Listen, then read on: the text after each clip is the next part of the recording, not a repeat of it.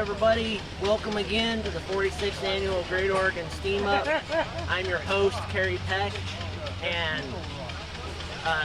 yeah, like I said, this year we got Oliver Hart Tar, and without further ado, this is the second episode of our coverage here, and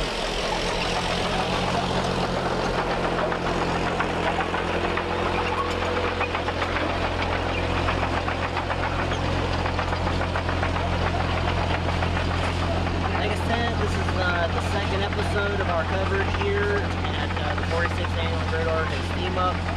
And if you want more information about Antique Powerland, go on to antiquepowerland.com. And Antique Powerland is located just off of I-5 at exit 263, and then it's Brook Lake Road, 3595, I do believe.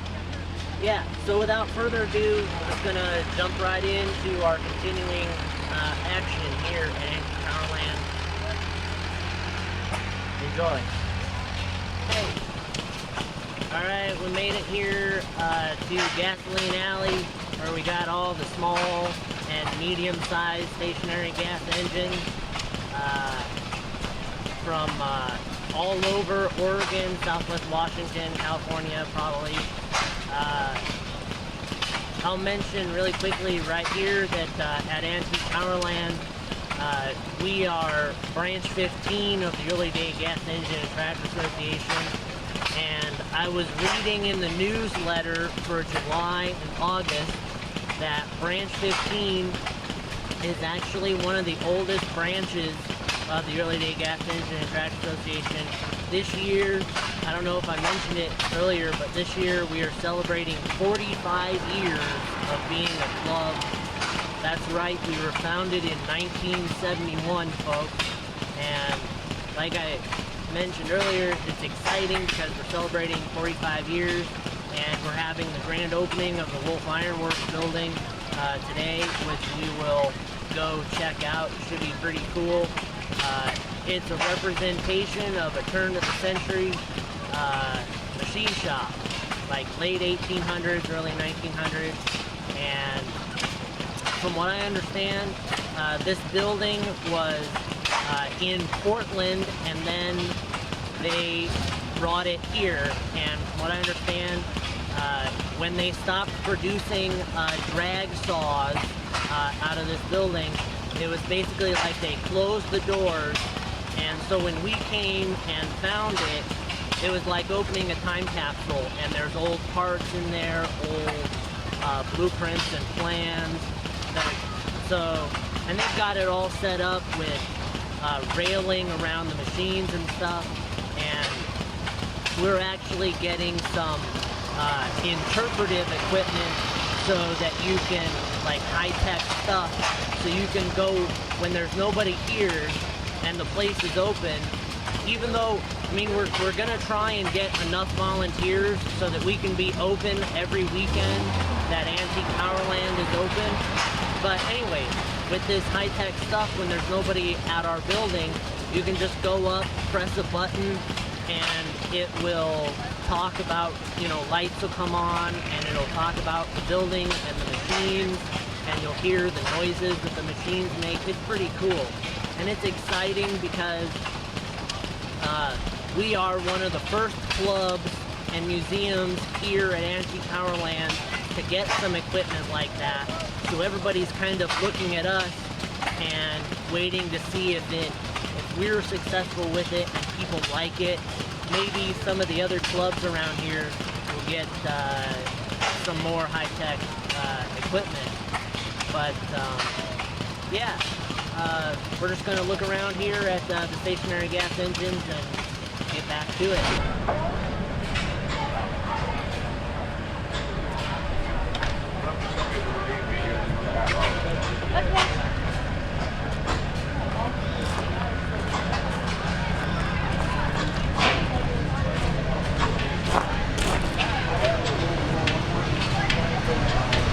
A lot of pictures and stuff from the war. And I'm a 52 one now. And sitting next to over there is a closing machine for making oxygen pulleys. Oh, okay. And the company, I researched, the company of cylinders, rifle barrels, pressure relief. And that's a drill. Kennedy drill press, camel head, where they turn it down and put a mill blade in it. There's a mill. This is a iron cutter or iron worker.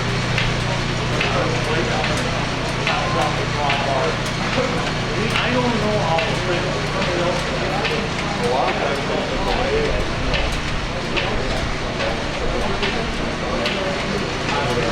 put it in a factory one turn shot. All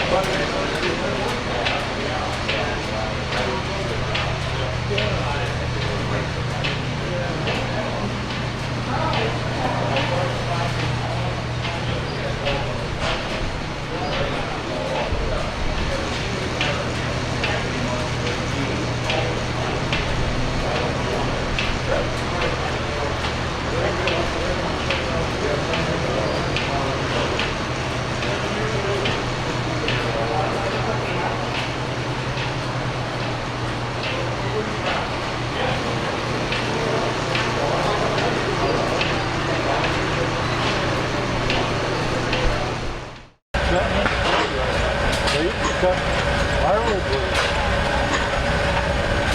It's still on. I can't talk to you.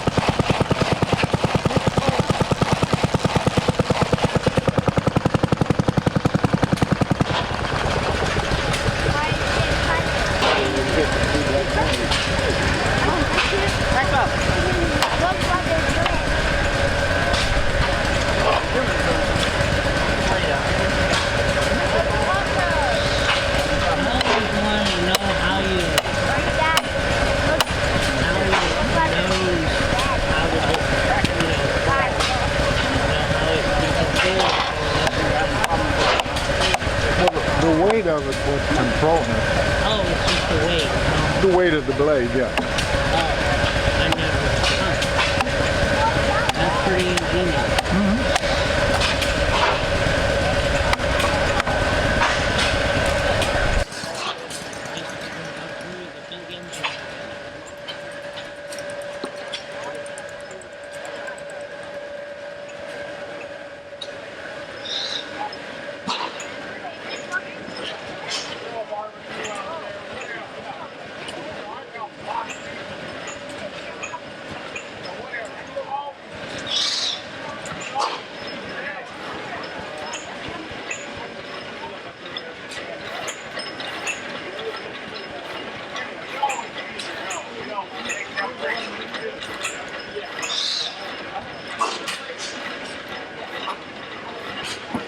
At the Ford Museum of Industry?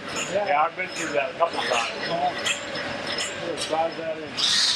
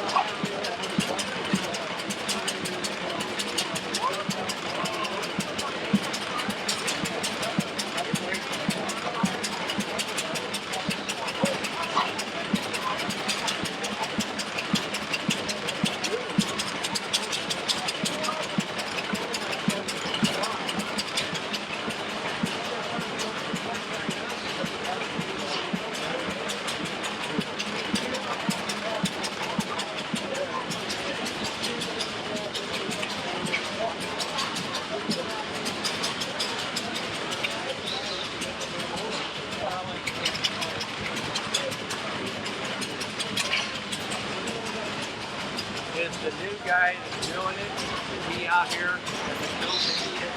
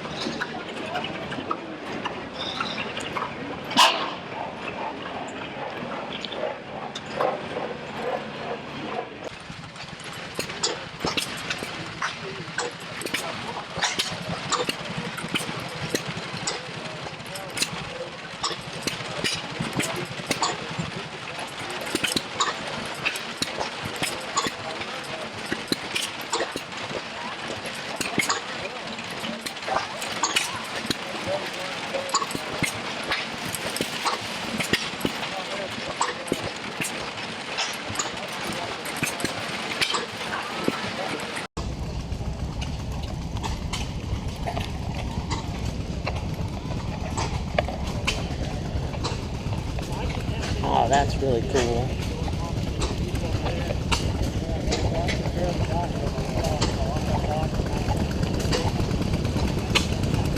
Yeah. Maybe we'll come back.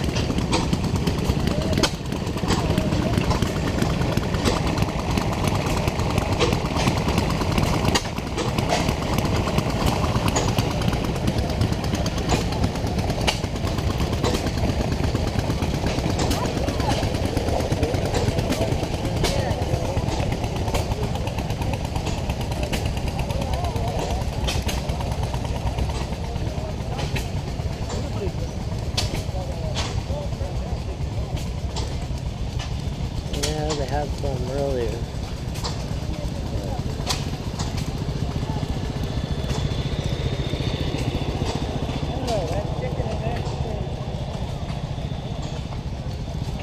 Oh yeah. Huh. I don't know what that is over there.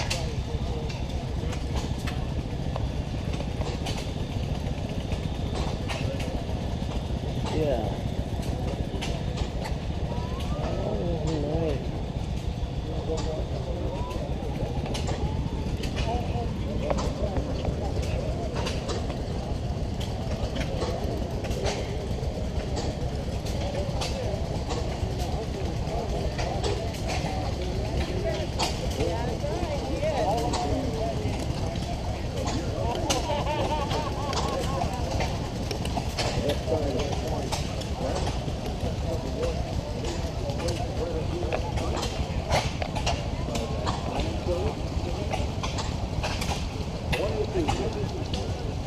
Delco Light. Wow. Oh, did he get... No. We want to see that one going. Oh, the raffle quit.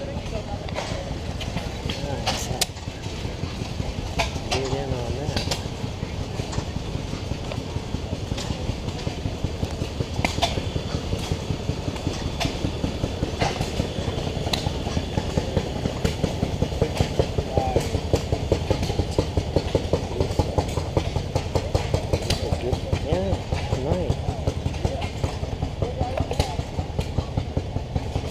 Really cool.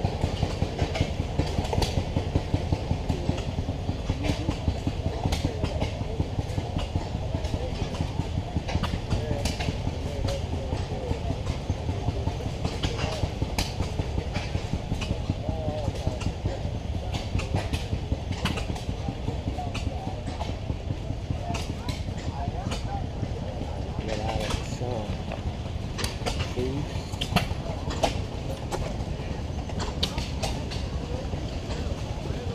I don't want to go too far.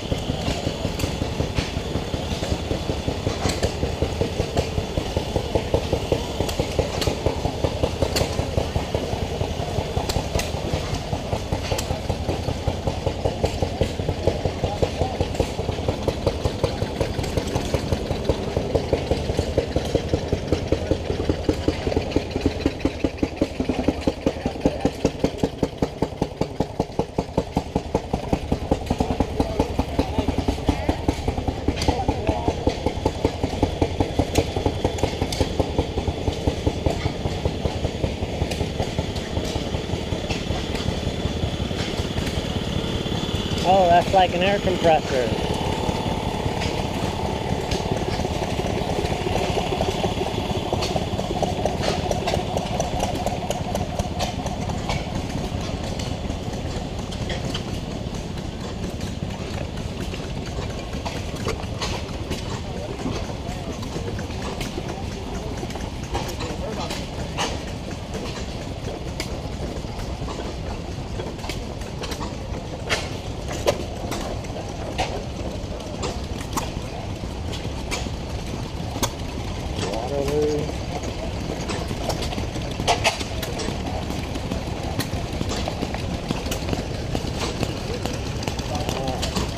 two pumps going into one. That's pretty cool.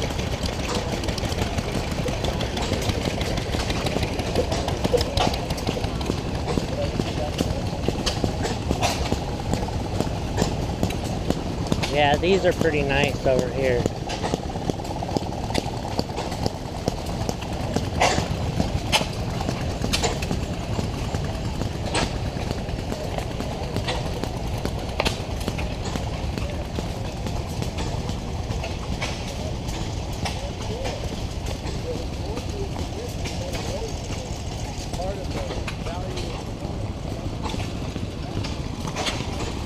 Look at that.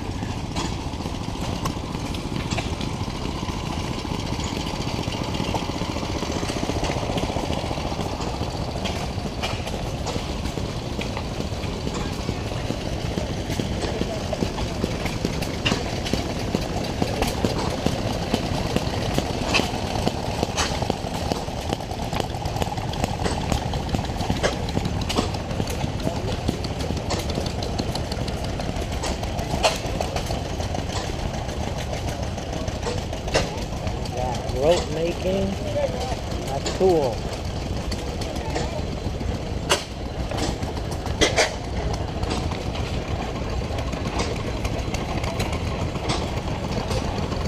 Elevator safety governor, that's pretty cool.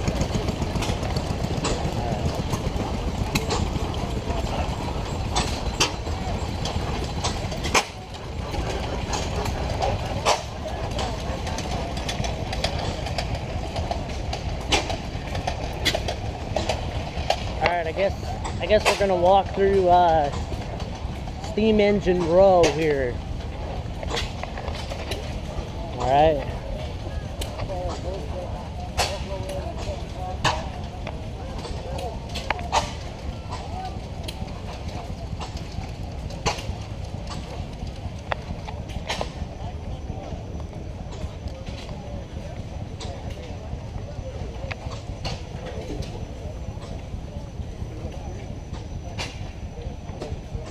A lot of good ones that showed up this year. That's really neat.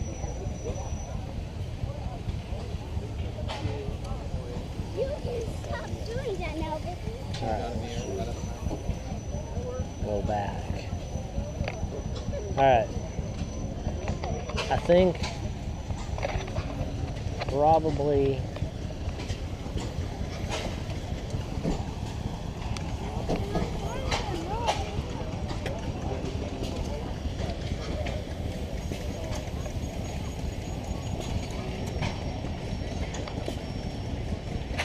I wanted to go over there, but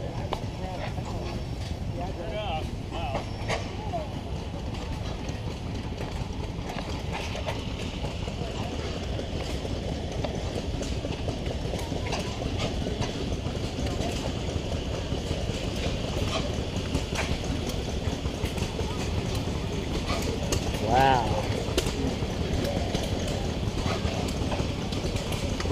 That's a nice one. Nice and shiny.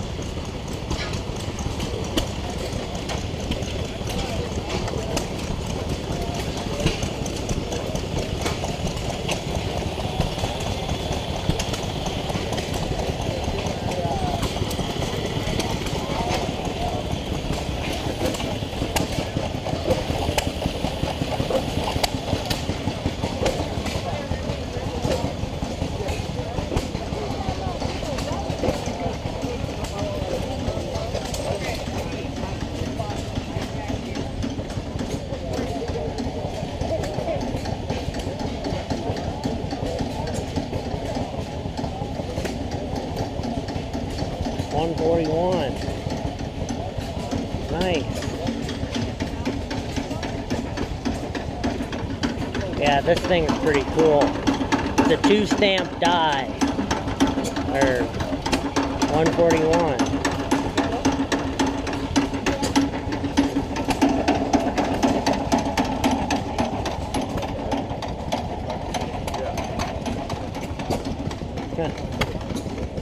That's pretty cool.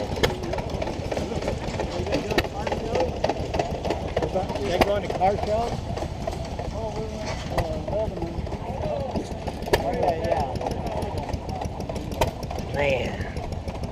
that's nice.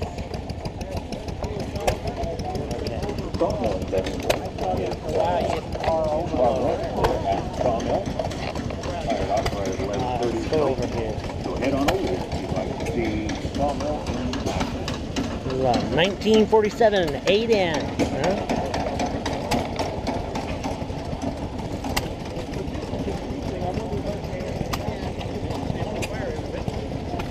Give that.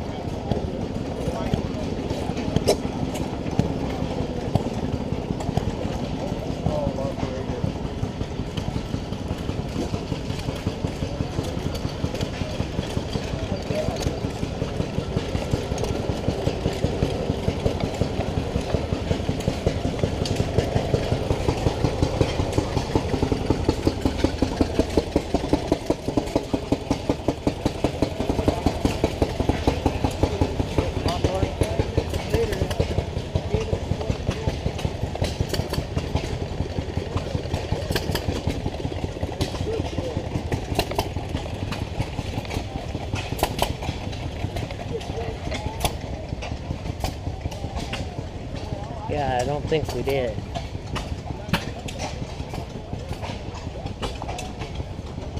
That one's failed.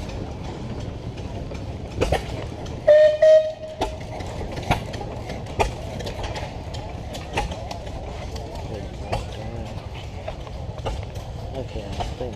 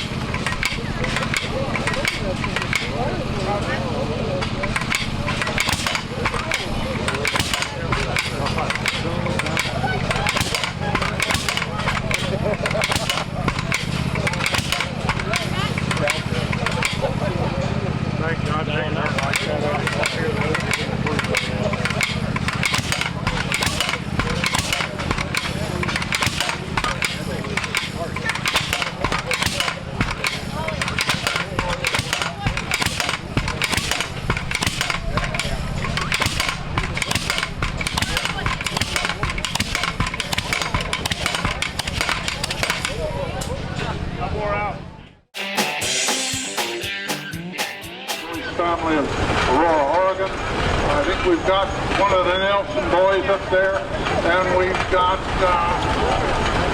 Abraham, Isaac, John.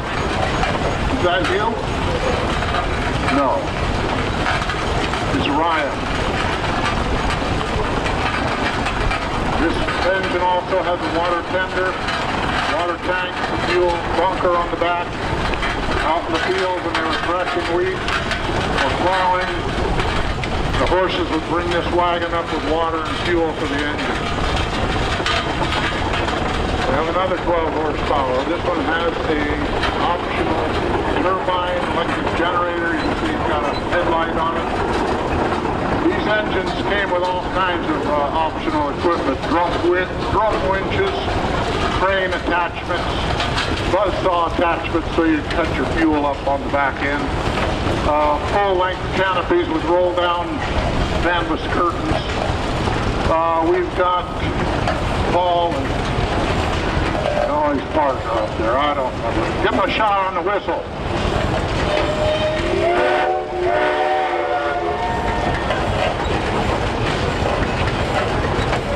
Yeah, that helps.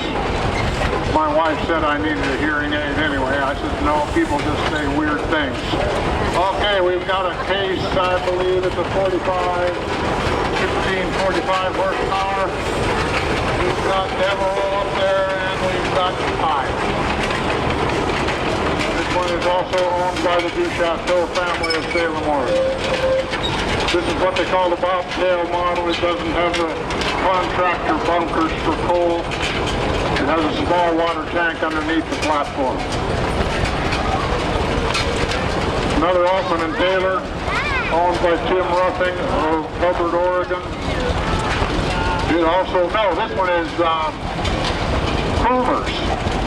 We have Miss Amanda up there. And her two cohorts, Old Dad, Fluffy Horseshoe. We got another wagon, a water tender wagon. This one has that large handle sticking up on the back, operates the pump. So whoever took the horses went to get water, they throw the hose down into the creek or the pond or well, and they pump by hand that wagon full of water. Our last traction engine, another Altman and Taylor, also owned by Tim Ruffing of Hubbard, Oregon. We've got Richard Lundberg, and we've got Ken Daniel. Richard's doing the steering, Ken Daniel's on the throttle. I can't see who's in the back. I don't know if that's going any faster than a speeding snail or what. Very well. I'll let Paul do that.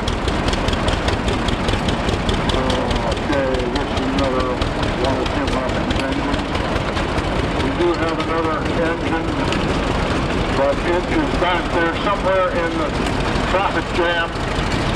It's a Westinghouse, one of probably less than 10 in the world, and there are 3 right here in Oregon, Washington area. But it's somewhere back in the pack, and I'll let Paul tell you about it. Thank you for your kind attention. Thank you so much, Gary.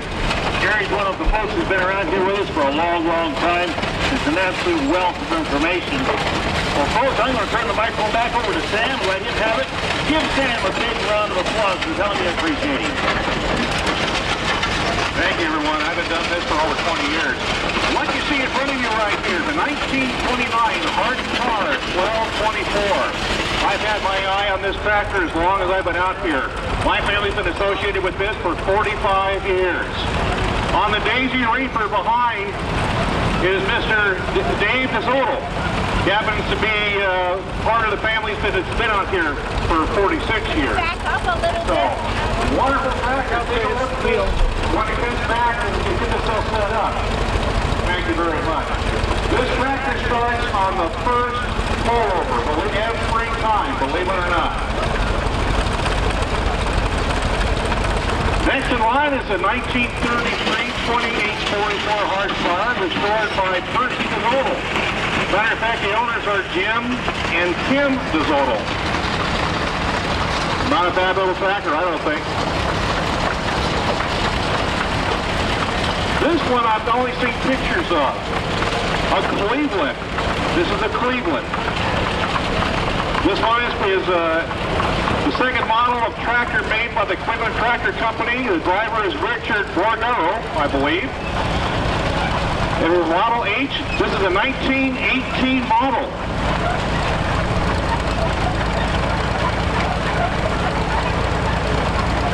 Let me take a walk up here just for a minute or two. What we have here is a 1939 Cletrac HG. It is owned by Paul Coleman. Did I pronounce that correctly? Close enough. Well, I'm a government worker, so I've got to go. That's about all you're going to get. Trust me.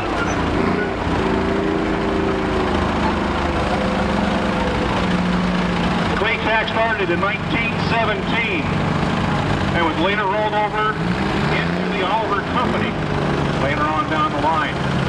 What you see here is another very good example of well, this is an Oliver, excuse me, I thought it was a Cletrac. This is an Oliver. This is a OC 1613 model. It's a 1957 model. Diesel engine. Machine was in a forest fire, believe it or not. Frank was driving this. That's the only information he gave. It was Frank.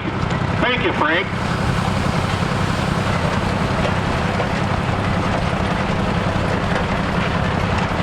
Next in line is the 1947 Oliver. It's a Model 60 standard. A lot of these were used out in the farms way back in the day. It's the 1947 model. Mr. Dave, I'm going to, what's that now? Kintuck? I am about as close as you're going to get, guy, trust me. This is totally unrestored. This is how they found it, believe it or not. Nice patina out there. Excuse me, I'm sorry. This is a 1913, I believe, 15 horsepower Westinghouse upright boiler steam traction engine. This is the only one we know of on the West Coast. This is kind of unusual because it has an upright boiler. You don't see too many of these. Matter of fact, if you have an opportunity when it's sitting still, go take a close look at this. Very rare tractor. Next in line, Oliver again, a model 1800 Alpha. 1961, first of the Ford Living Series, still being restored, believe it or not. Mr. John Lane is the owner and restorer of this wonderful tractor.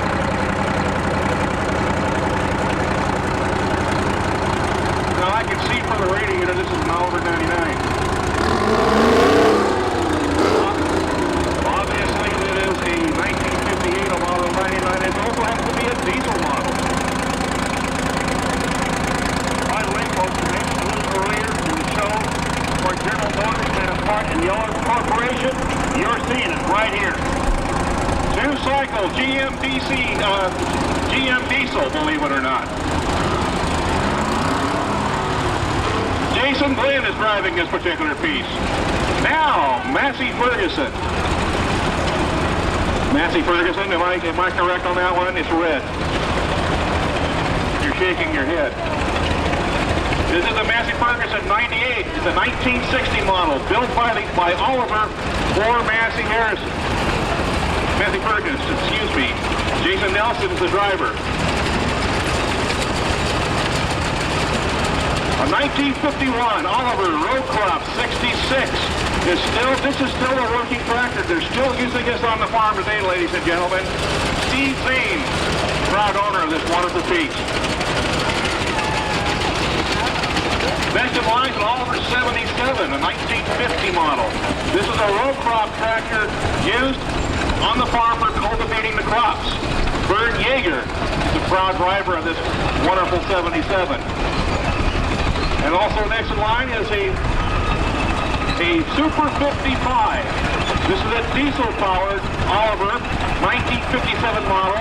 It's got live hydraulics and PTO pulling an Oliver 226 potato digger. This is what digs your studs, folks. Tom Whittenroad, proud owner and operator this fine day.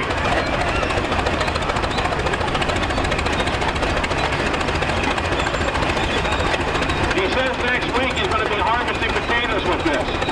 How about that?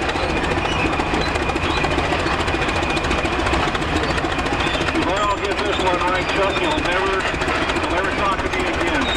This is a 1918 International Harvester N20. One of the mainstays of the International Harvester Company for many, many years. Proud owner, he worked on all this before it. How about a big round of applause for all the work that went into this wonderful tractor?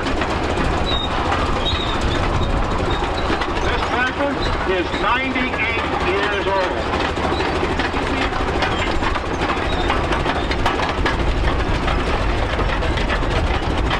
This one here, this has been around the grounds for many, many years. This is a Holt, the forerunner of Caterpillar. This is a Holt 75. This is the engine that they used over in World War I to pull the big guns up to the front. Big, big engine. Four-cylinder engine, all the rocker arms are exposed. Hopefully we'll see this in the tractor pull at 4:30 this afternoon. It's just a behemoth. Wonderful piece. Next we have the Caterpillar. The smaller tractor, I believe that to be a 60, if I'm not mistaken. The 45, excuse me, a Holt 45, a 1918 is just used for logging near LaGrande, Oregon. If you ever have an opportunity to see one of these start, You don't push the crank up front, you put a bar in the flywheel and pull the flywheel over to start it. It'll either make you or break you, folks.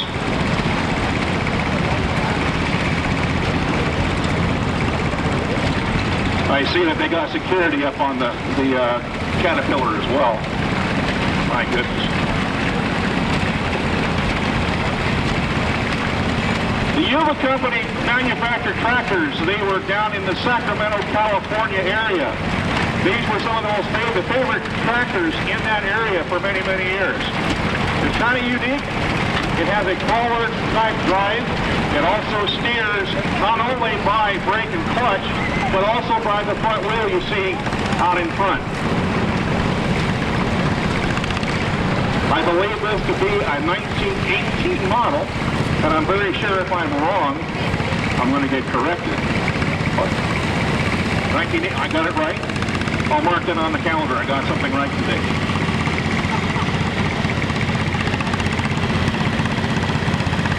Kind of a big difference between how they're farming today and how they did it way back in the day.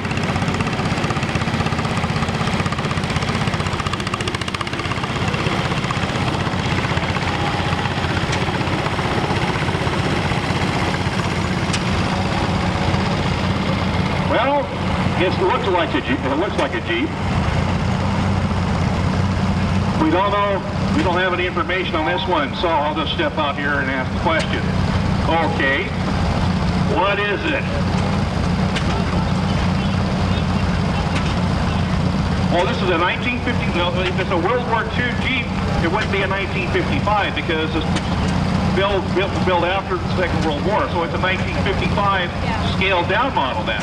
Okay, so you shrunk it, basically is what you've done. Okay.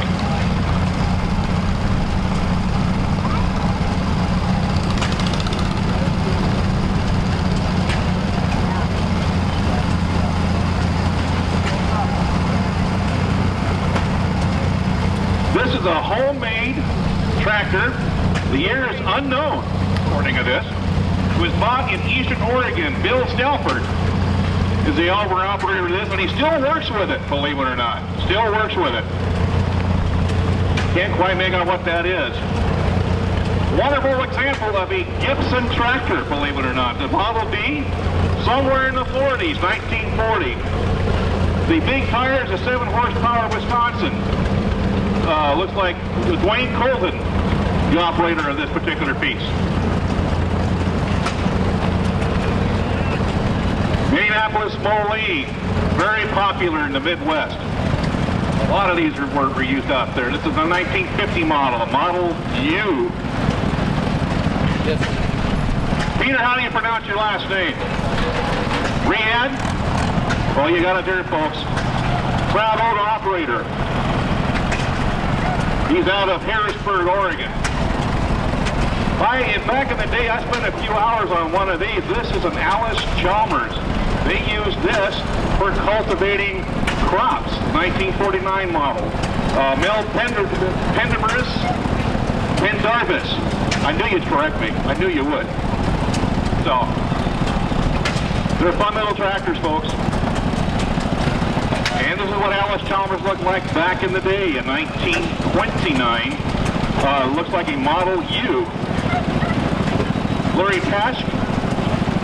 That's as close as I'm going to get. Okay, hang on a second.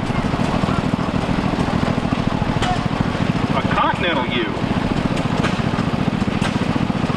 Okay, so the inch of the Continental then. There you go. All right.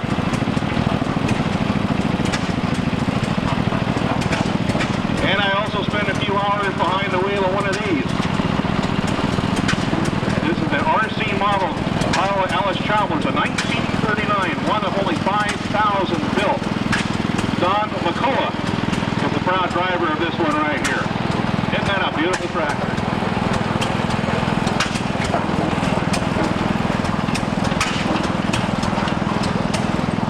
It says here this is a Panzer. The Model A. We don't know what year it is, but Joe Sullivan is the operator here. I believe we would use these in the garden. Right behind them is a 1954.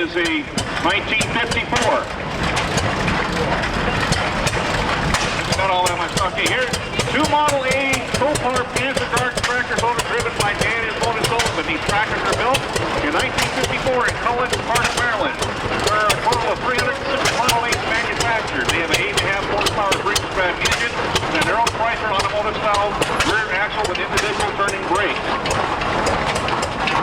This is one of our favorites out here. The only one we know to exist.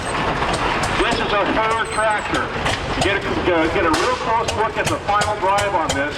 This is a four-wheel drive tractor, folks. Final drive looks like log chain.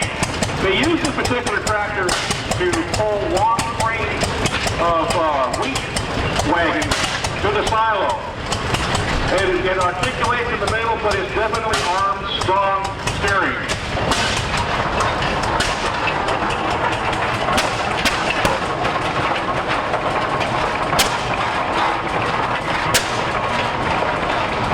Got a couple of internationals out here. This is an International Titan Type D. And I believe this be a 1911 or 1912. This is a single-cylinder engine in this tractor, ladies and gentlemen. Just one cylinder engine. What year is this one? Year. 1912. All right. We now have in front of this next one out here, we have another international. It's still a single-cylinder engine. It's a 1913 Type B, 20 horsepower.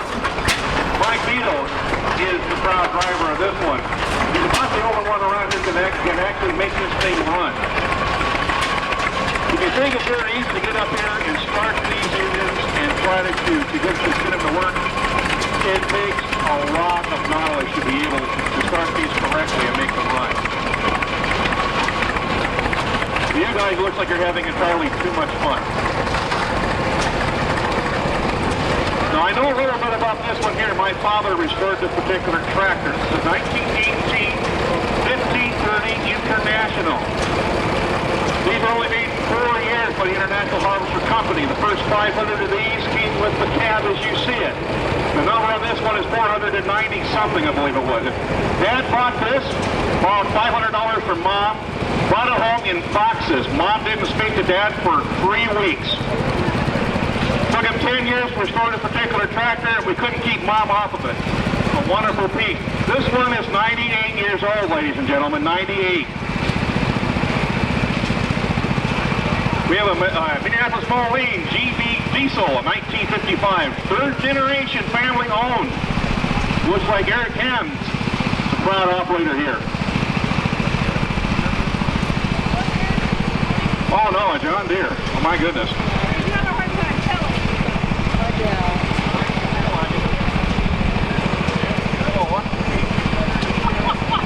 All right, this is a garden tractor, Model 110 John Deere. It's a 1968 model. This has never been restored. This is the way that it's been used all these years. It looks like Gerald Ingstrom. Okay, well, I was awful close then. A Poland Husky 1000. What year is this one? 1965, Bolins.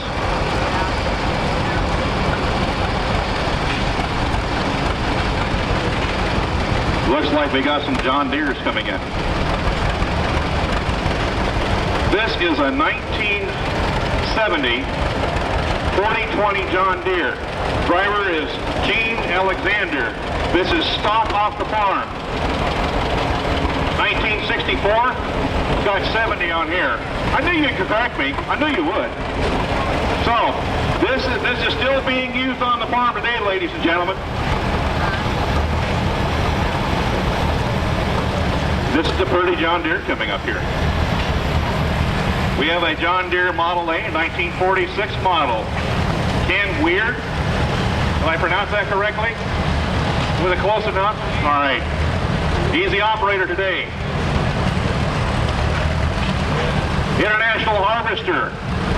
This is a Farmall Cub, a 1950 with a 5-inch belly blade. Carl Haynes is the operator today. We'd like to get the young people involved out here because a lot of us are not getting any younger. and we could certainly use some more folks to come in and help us out here. 1948 Cub Farmall used currently for snow plowing. Wayne Lowry is the driver. And looks like we have a couple of young passengers in the rear.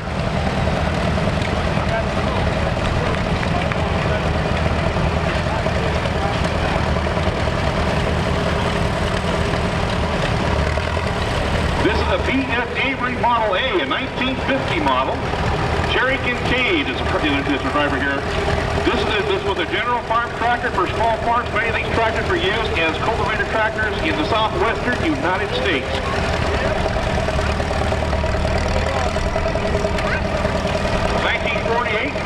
Alice Chalmers B, another one I spent a few hours on.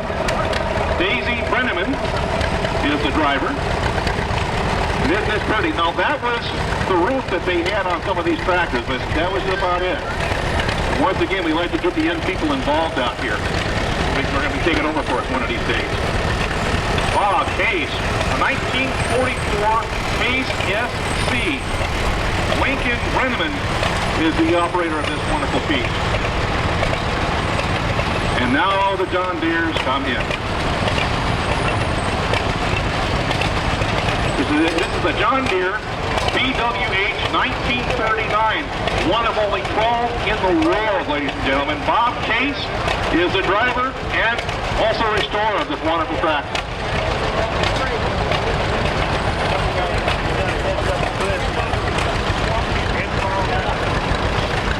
This is a 1982 Model 314 John Deere.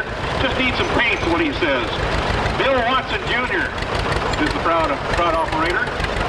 Also behind him, a 1939 Model H John Deere. Matt Palico.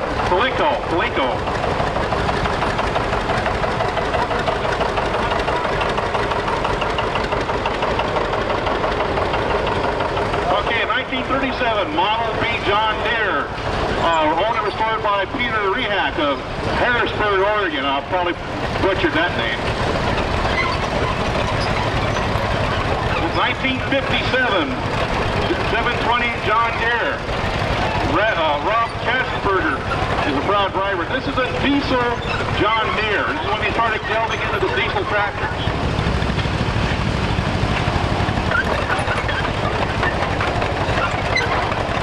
And we have a 1939 Model H John Deere. Very pretty tractor.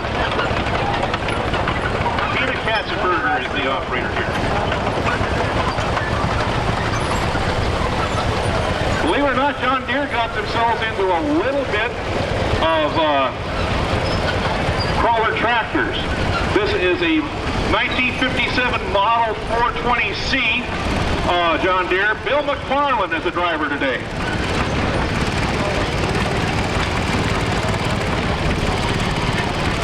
This is one of our smaller John Deeres used on the small farms out here. And what year is it? There's no plate on this one, so you don't know how old it is. You know what model it is? It's an LE John Deere. We don't know the heritage, but look at what they did with the restoration job, ladies and gentlemen. You don't know who he is, but give him a round of applause anyhow.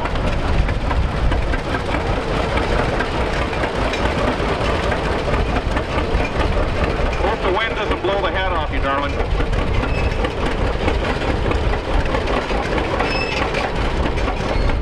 This is a 1963 Model 110 mower, John Deere. Built to look like the big brothers out there. Buell Sullenberg is the driver today. This mower was used to mow lawns in the valley, completely restored out, then purchased, since then never been on the lawn and lived in the garage in Bend, Oregon. What a way to retire, you could say. We have a Model 70 John Deere, a 1953, of this one today. So the John Deere company was kind of unique in as they used the same style of engine from 1925 to 1954. 2 cylinders, very simple. This is a 1945 Model D. This was their standard tractor that they used on the farm. Model Ds didn't change very much from 1925 to 1954. Behind them is a Model B 1936 John Deere. Bruce Delicate.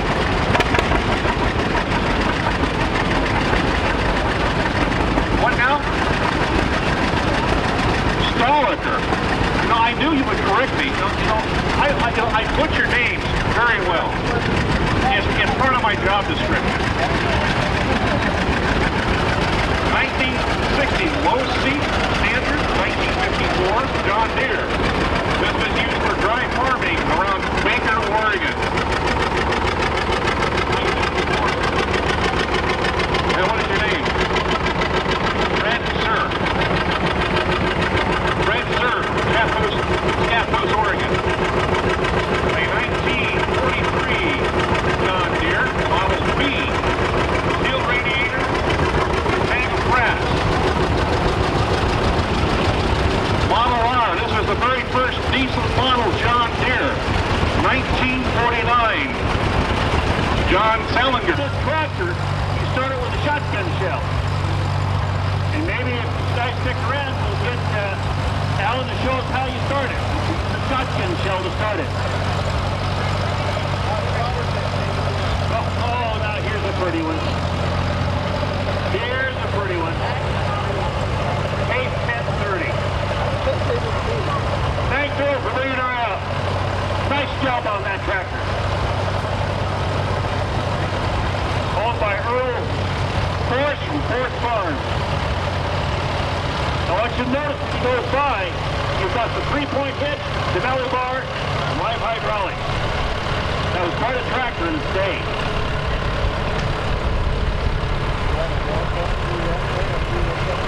Sure. If you're up to it, Daddy.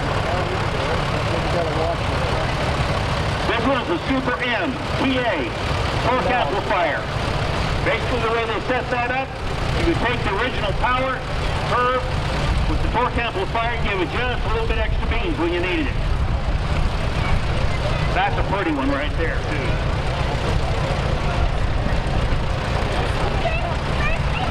Only 249 of these little guys are made. They're a third generation owner. Scott, is that yours? Is that yours? Take good care of it. You got something worth hanging on to. Now, I want you guys to notice as it goes by, it's got a belly bar and a 3-point hitch. Case was kind of an innovator in some of that. Everybody thought Ford had it hands down. Case started coming out with their own 3-point hitch. Got an Alice Chalmers C here. Randy, is that yours? Nice job. Nice job. See, that little C right there was basically built to run competition with the Farmall A's. And they did a good job of it. Now here's a co-op.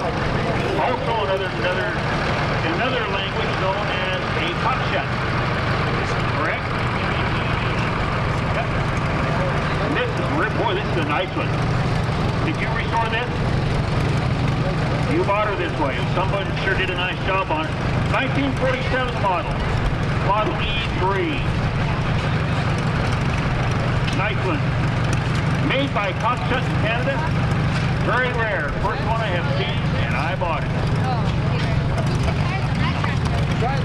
Oh, and here's another Cockshut 570. This is sure a rare little tractor as well. I saw one of these 570s in a tractor pull. Let me tell you guys, it was flat for a foot.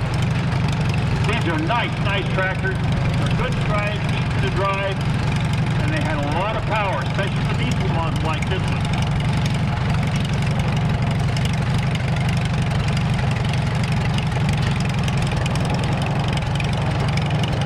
And here we got another very rare one. This is the Graham Bradley Model 103, built in 1938. Notice how smooth and quiet that is. It's got a Chrysler 6-cylinder flathead engine in it. It's also got basically a Chrysler truck we're in under. It's been re-geared to be used in a tractor application. Very, very smooth little tractor. Matter of fact, we might even see that one pulled today. And here's a Case Model C, about a 1930 model. Yeah, about 1930. This belongs to Dave. Now, I'm going to say this wrong. Kintai. I think I got that pronounced right, I hope.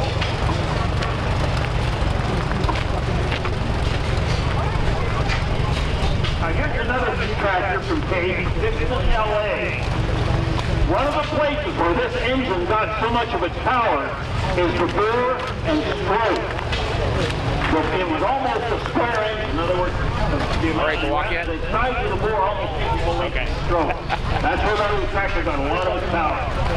And it would do an awful lot of work in Dave's time. Of course, we got more of the parade coming, so stay with us. We've got just a short gap here. Have you guys enjoyed some of the stuff that's come up here recently? You guys enjoyed that? Well, some of the tractors you've seen here are going to be in the tractor pull this afternoon. So be sure to come back and join us at 4:30. You'll see some really cool stuff there on the tractor pull. I think we might even get the old Graham Bradley back. Oh, here we go. Here comes a couple more tractors. We had just a little bit of a gap in the parade there, waiting for some of the folks to get caught up to speed. We have some more coming.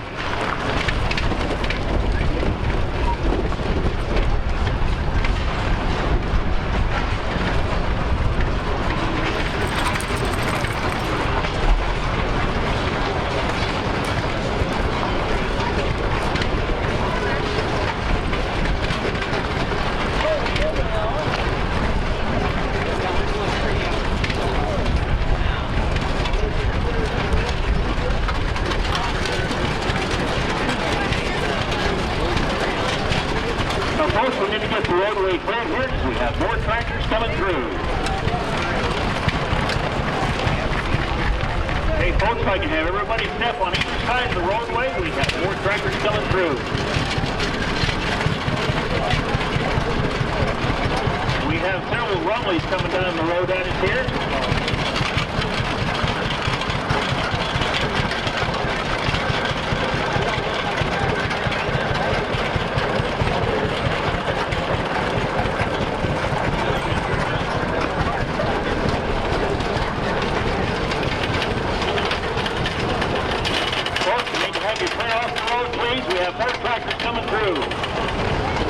Had a short gap in the parade route there.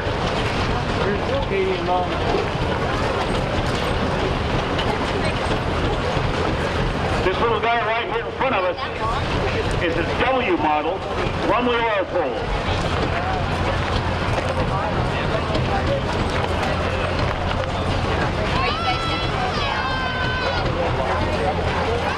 These engines were oil cooled. And we got a couple more rumblies coming right in behind us here. Guys, need to have you stay off the road, please. Stay off the road, please, guys. Thank you. Want to get your toes ran over.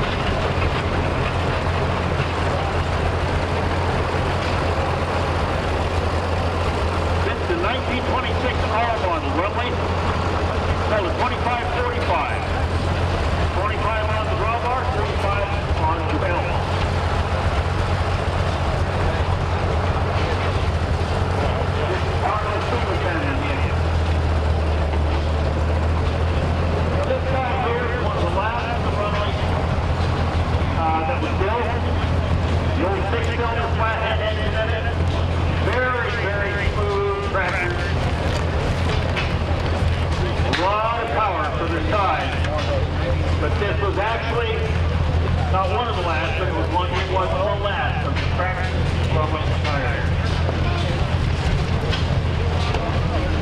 we got one more rumbling.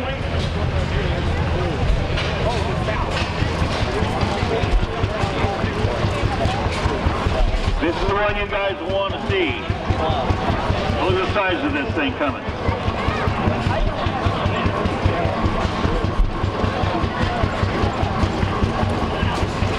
My God, look at that tractor, Heather. This thing is huge. Now this little boy that's coming down the roadway toward us here is a 1912 model. 1912.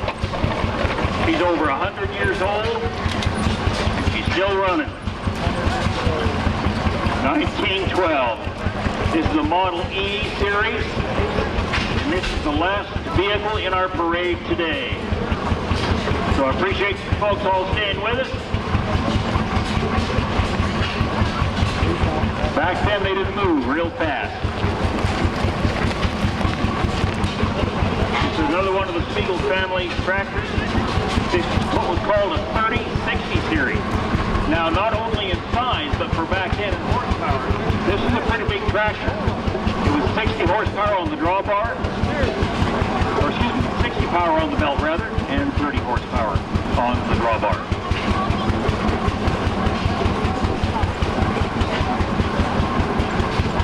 That's a great question. What did they use them for?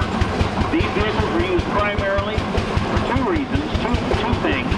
They were used for running pressure, belt drive, and they would use them on big dryland discs, dryland plows, stuff like that. But I want you guys to notice when he comes by, the size of the wheel.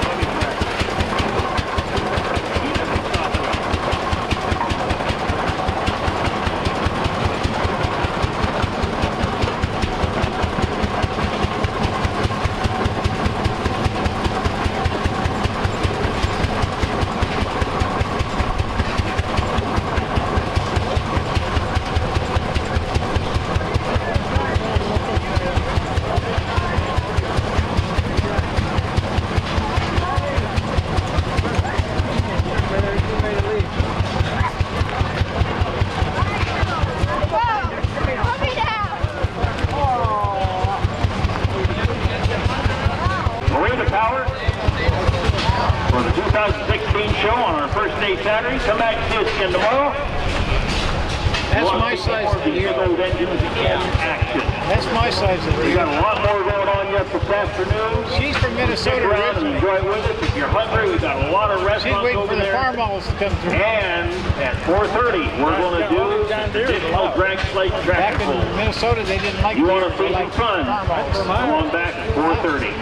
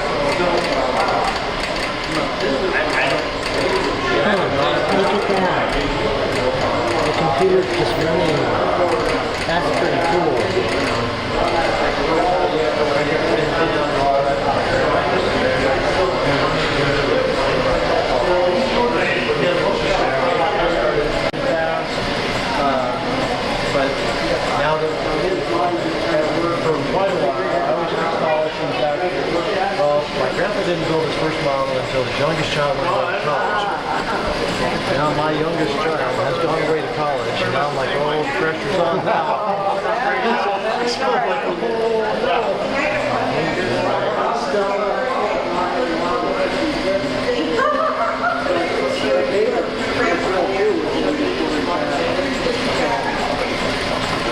But this was his form of relaxation.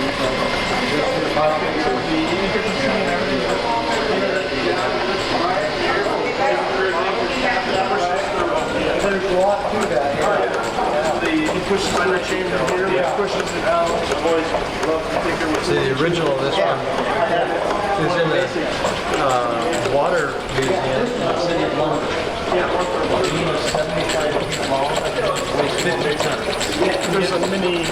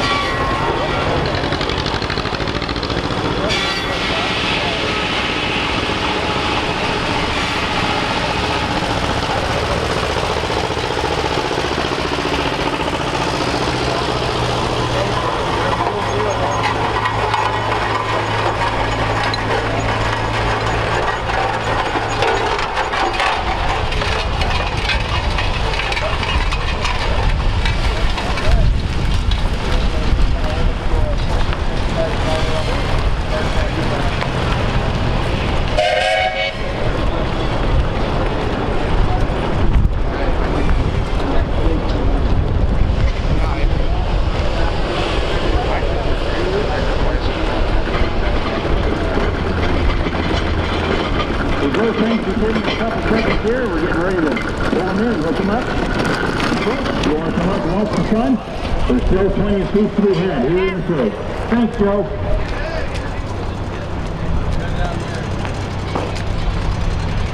Yeah, okay, this is the add-on for the truck museum that I was talking about. Dang, that's really big. And they got all of that space too. And all of that down there too. So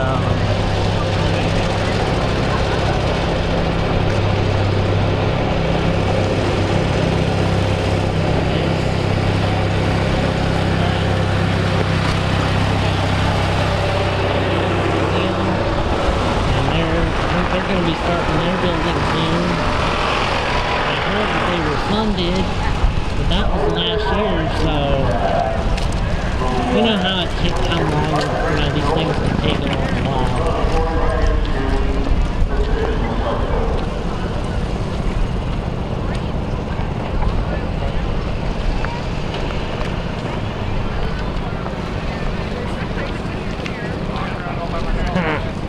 That one over there that's got the big ladder, that one's for sale. Take that home to the wife and kids.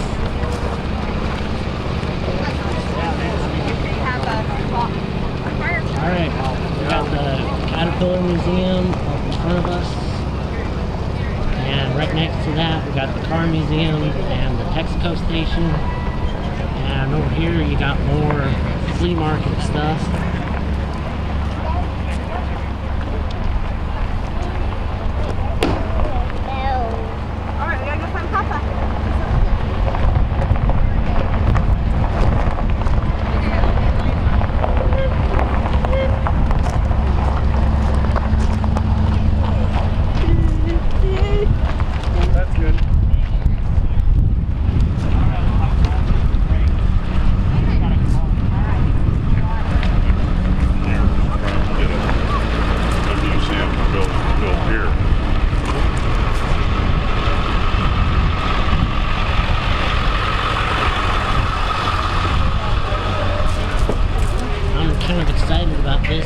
Last time we were out here,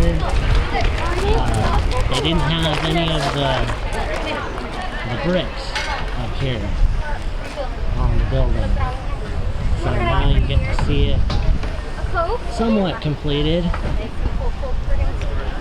And there hasn't been any good pictures on the website, so this is exciting.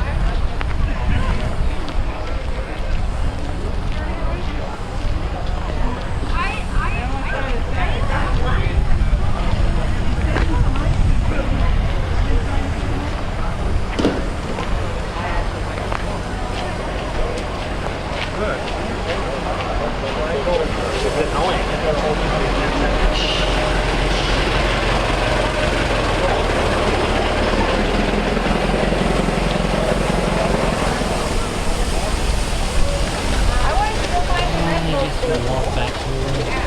On the way, but I think that's on the way.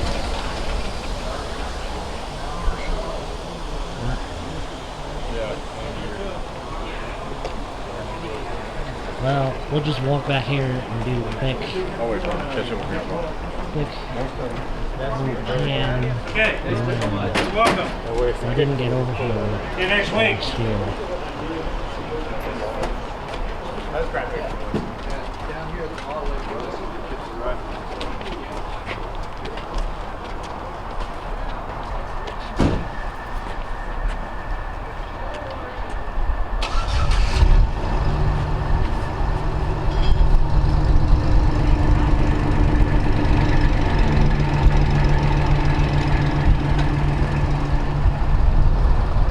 Well, we'll have to short up today.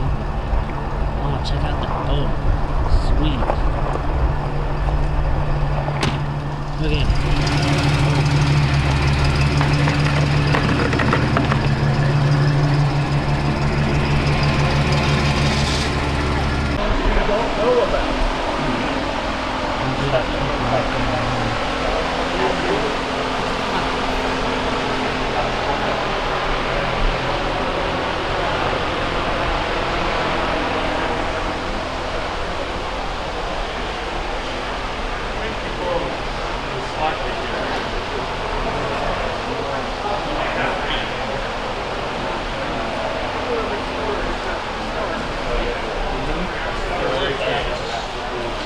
And this is actually Pontiac side fence. It doesn't say where this I look like you. foil came It was I didn't get to see a it. long ways from me in ninth grade.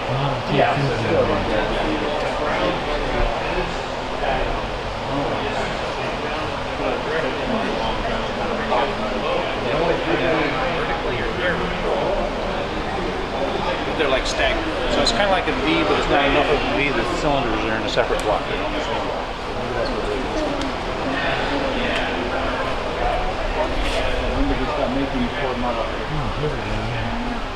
So this is the new edition.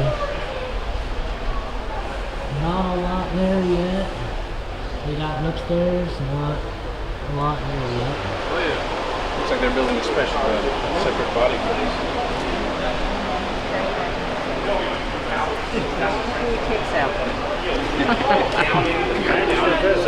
Thank you.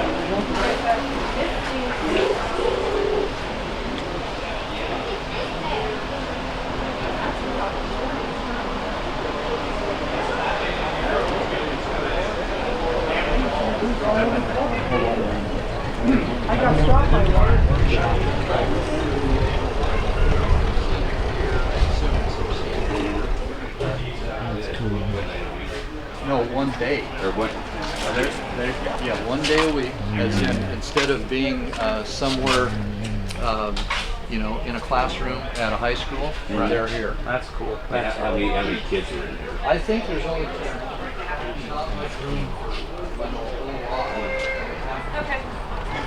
Yeah, I saw it. Okay.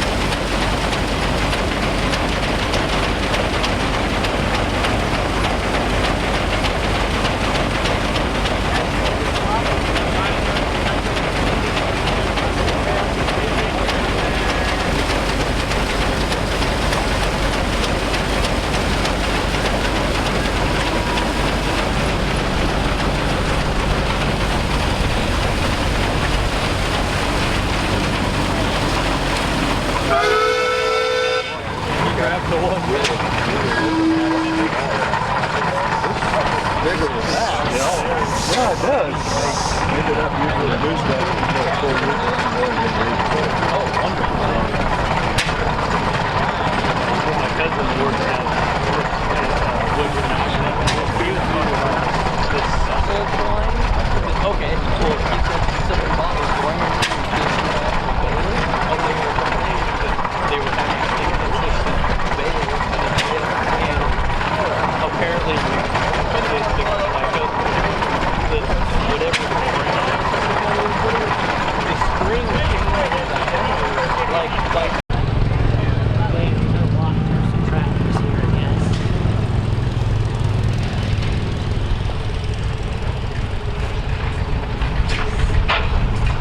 Oh, I wanted to go over here to these camping machines.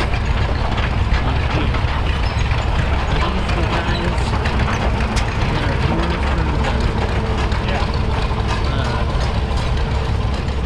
yeah, this is the big Caterpillar auction.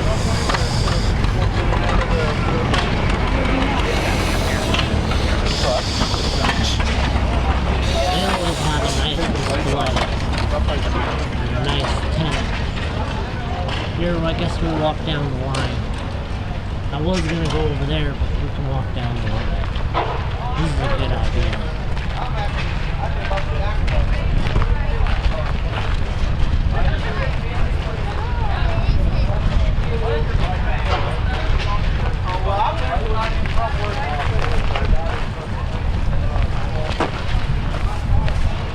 Then we get into Red Power.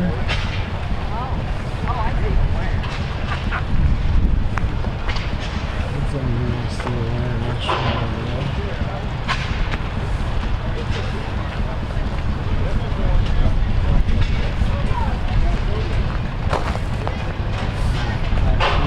John Deere to quote us. John Deere Club. Robert Stewart to the sound booth.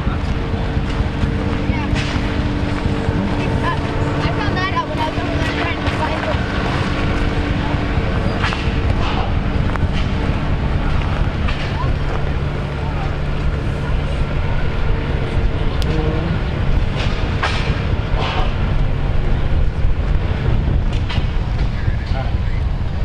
I guess we're gonna walk down the line here. Because there's the beauty. Double D.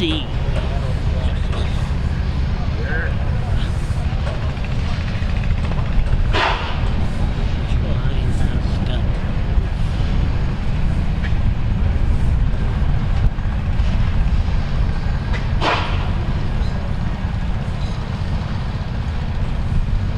Just beauty.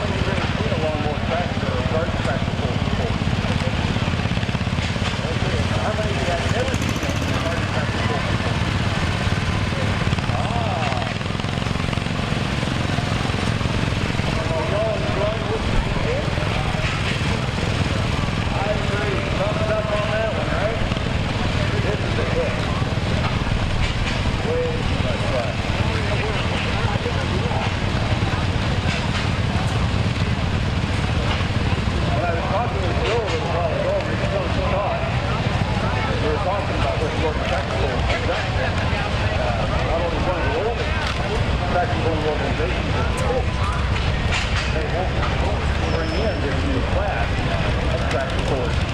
We call them women guys. And a lot of this is a real family-oriented sport. We were doing the pull up in Washington the other day. And we had to lift the little guy, 5, 6 years old, on the tractor, pulling. Showing them how to do it.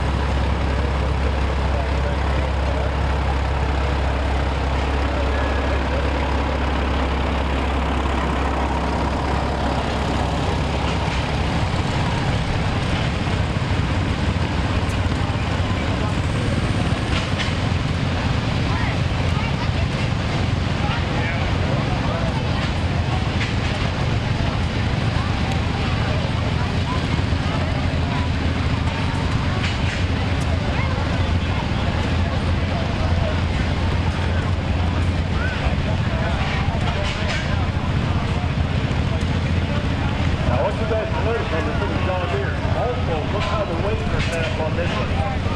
That's got wheel bars. That's that thing.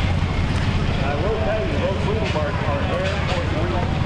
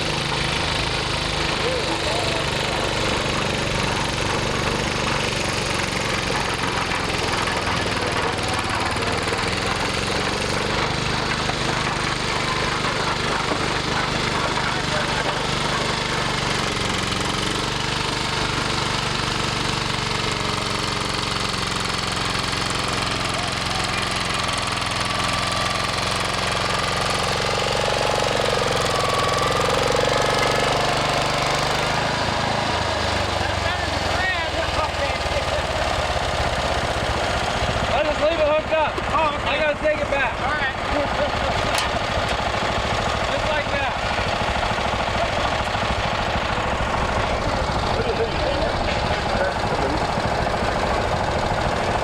Right up in here.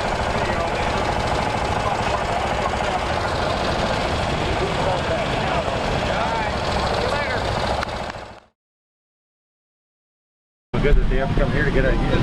Exactly.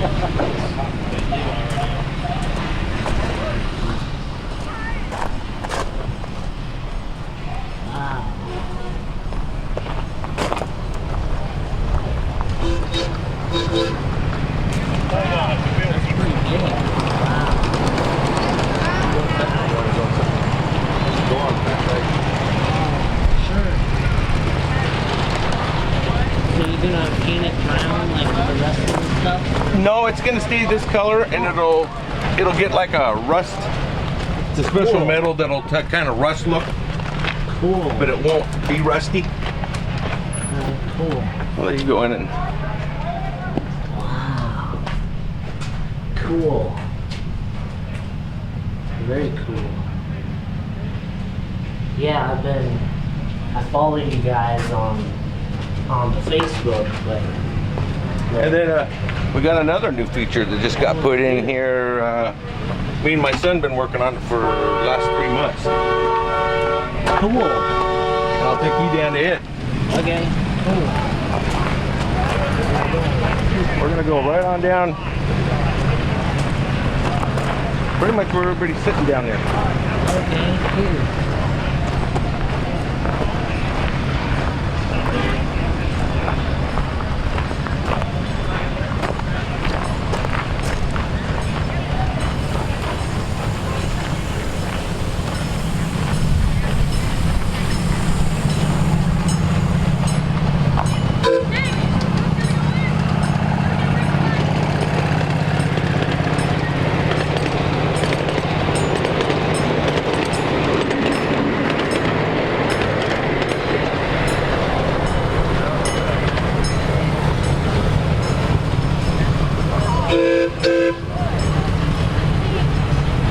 Put a new water feature and a T-scale in.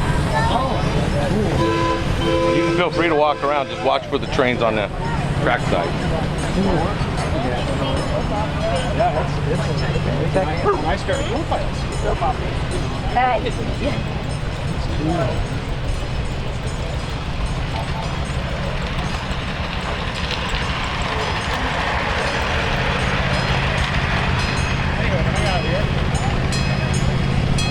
So, you guys got the idea for this and just did it?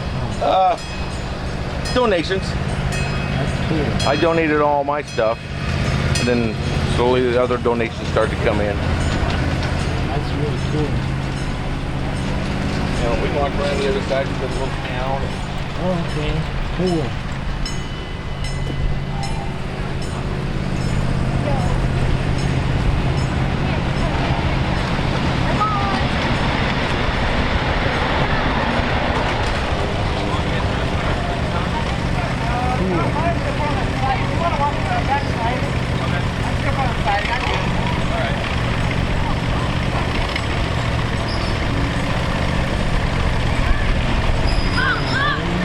We haven't named the town yet or this, but the mountain here is Coyote Ridge, Coyote Ridge. But we haven't really come up with a name for the town yet. But our goal was to get it up and running for steam up. It's still under construction, we still got plants, trees. The more track we're gonna add to it.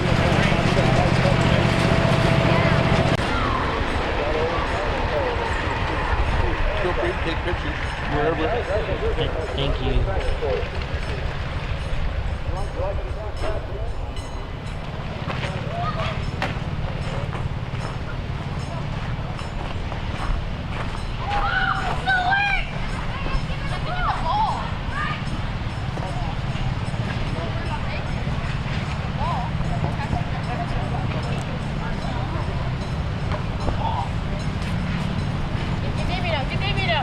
Hey, get him out! Get him out!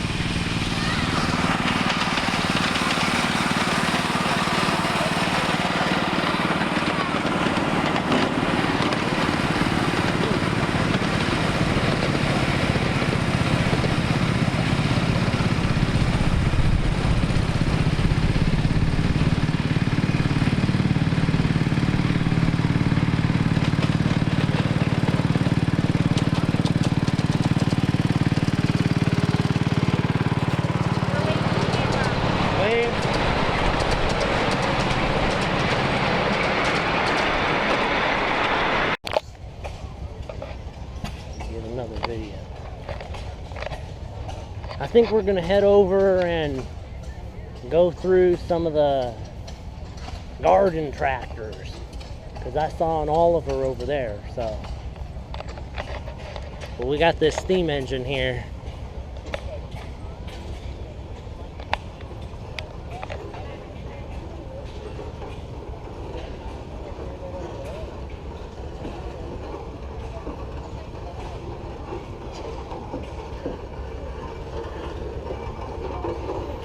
Look at these good guys.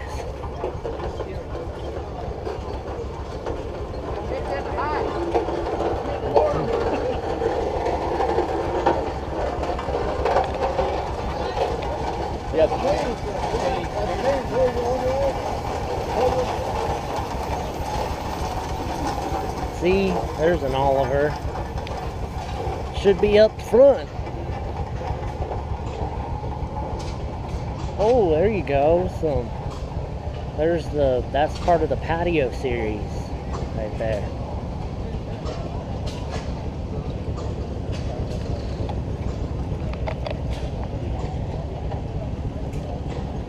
Oh, hey, there you go. Yeah.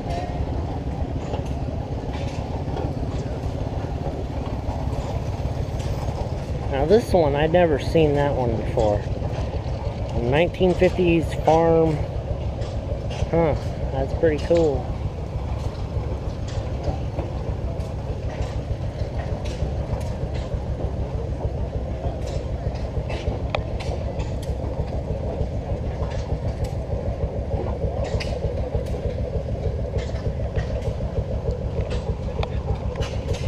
Let's go over here. There's a Wisconsin for you. No, ours is not a diesel.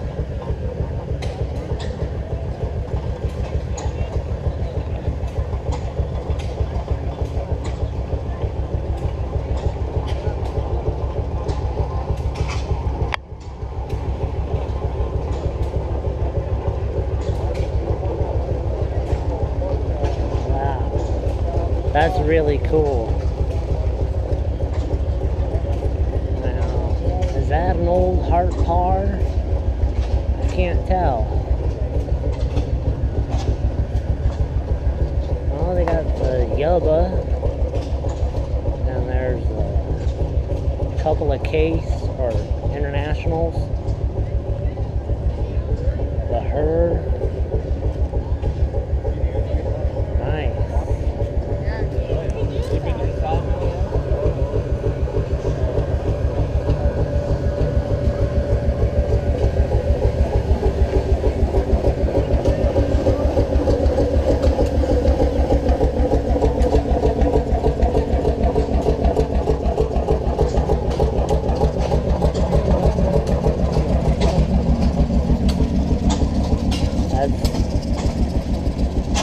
Those saws are what came out of that building.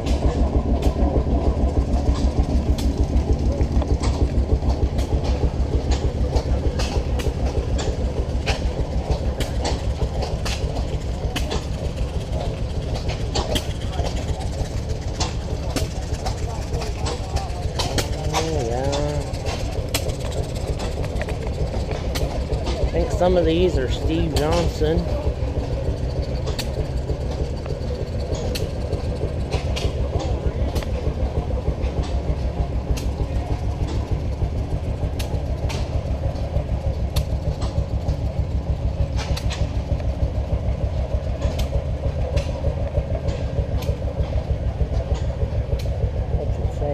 Read what it says.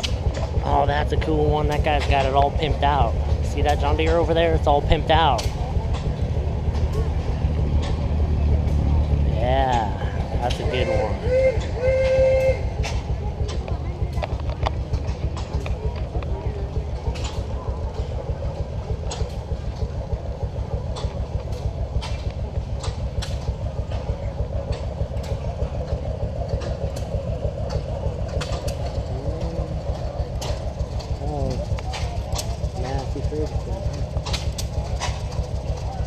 That's a neat one over there. A good one. Look at that. Interesting.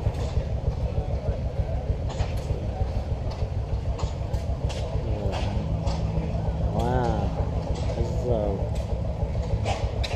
curb rod. Huh. But Wisconsin, I guess, made engines for a lot of people. That's pretty cool.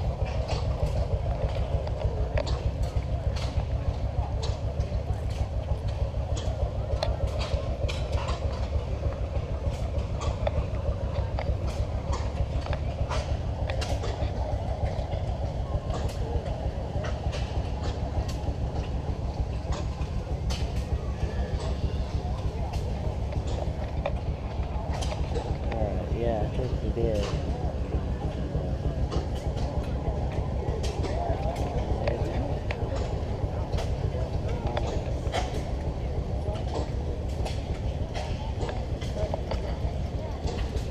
Kids can play over there. They had the washing machines going earlier, but they don't no more.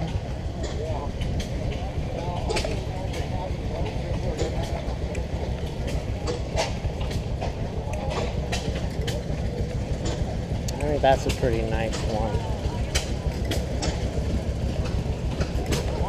Okay. Yeah.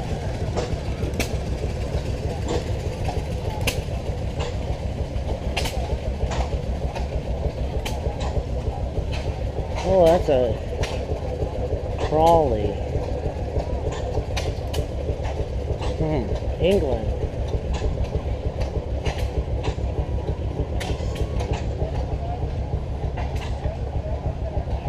Yeah, we want to read about this one. Bolin's HT20D 20 horsepower Wisconsin diesel engine built by Ducati hydrostatic transmission with high and low range. Bolin's first diesel garden tractor. Nice.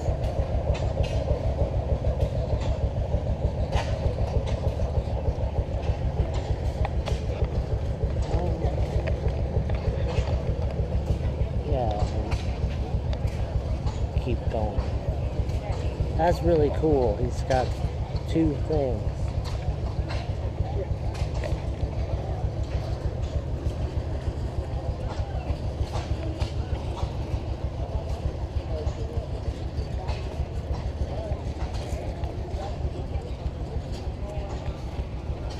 That's just a neat little H. I'm looking forward to these. Alright, we'll put an end to this little video.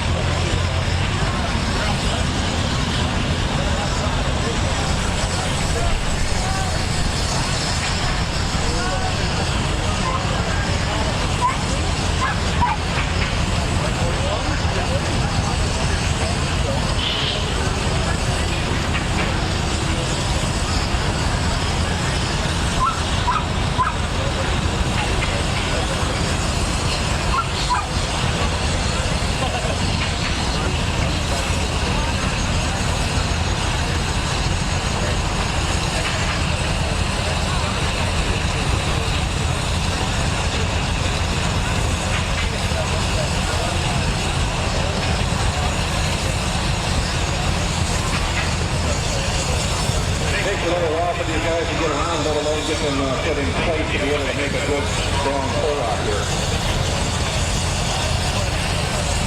We also have to realize that these steamers out here do not have any brakes. None.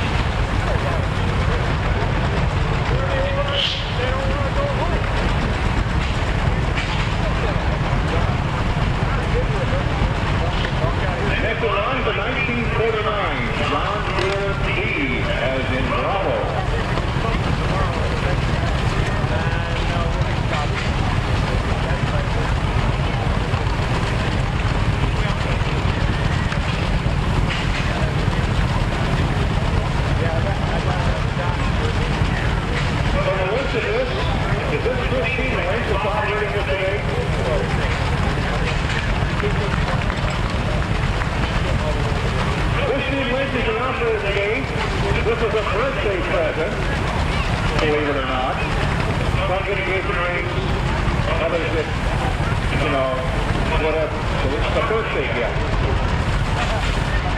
1949, John and Louise.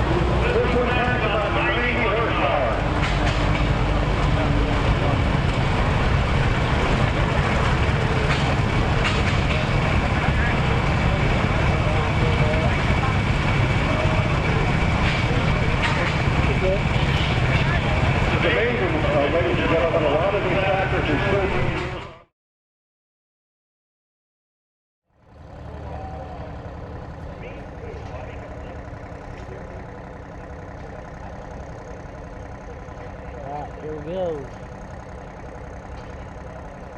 Thank you guys for coming out and joining and having fun with us today. We just had way too much fun this afternoon doing this. We enjoyed every minute of it. We just hope you guys did too.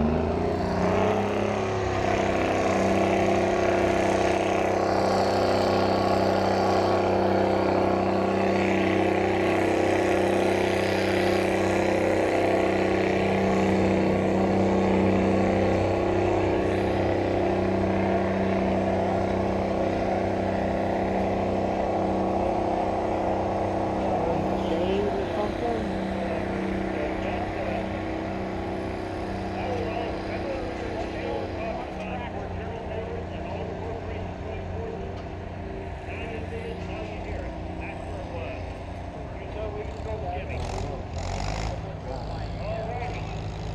Jack here, he's getting ready to rock and roll on this thing.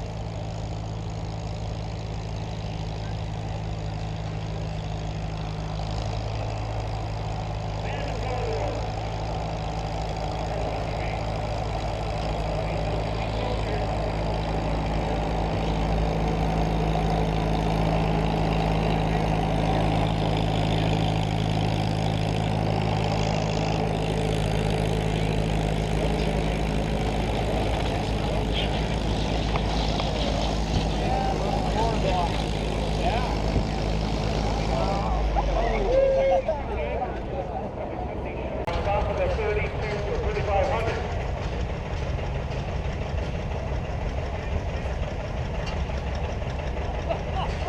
We have right here a 1958 John Deere 720 diesel.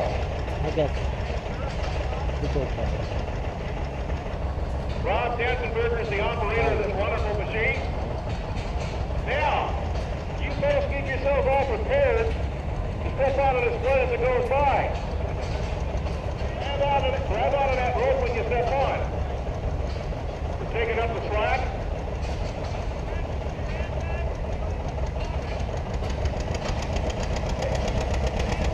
And off we go.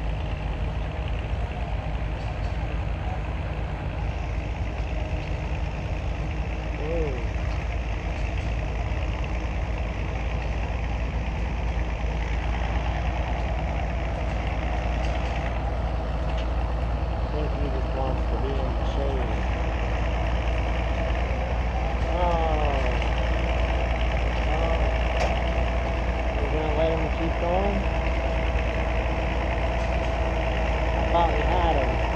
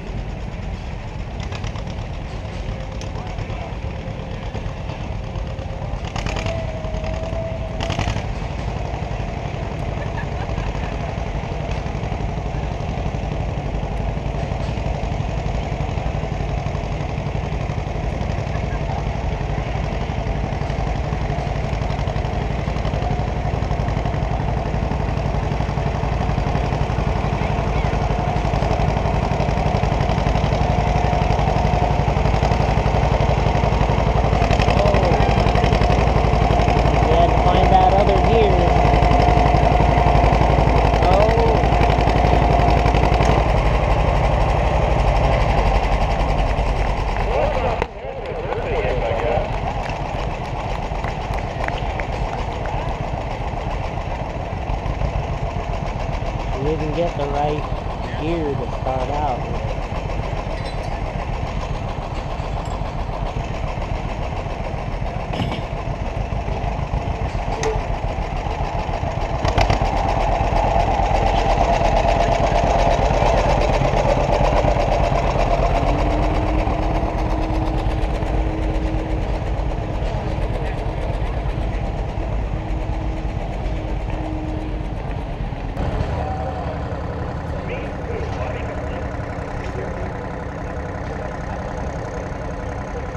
Alright, here we go. Well, thank you guys for coming out and joining and having fun with us today. We just had way too much fun this afternoon doing this. We enjoyed every minute of it. We just hope you guys did too.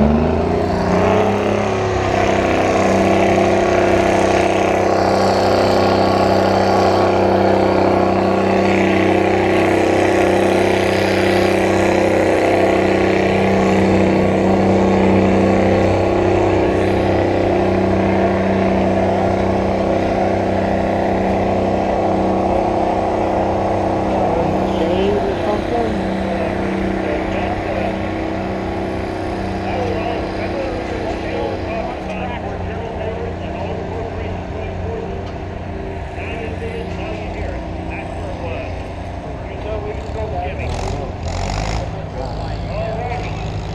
Jack here, he's getting ready to rock and roll on this thing.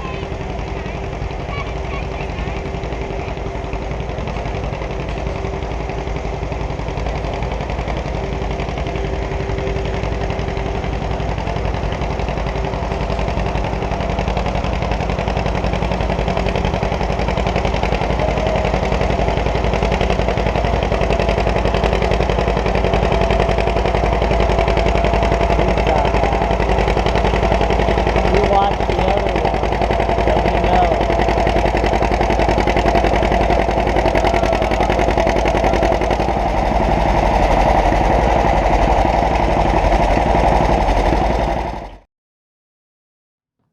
Alright, hey everybody. This is Kerry Peck.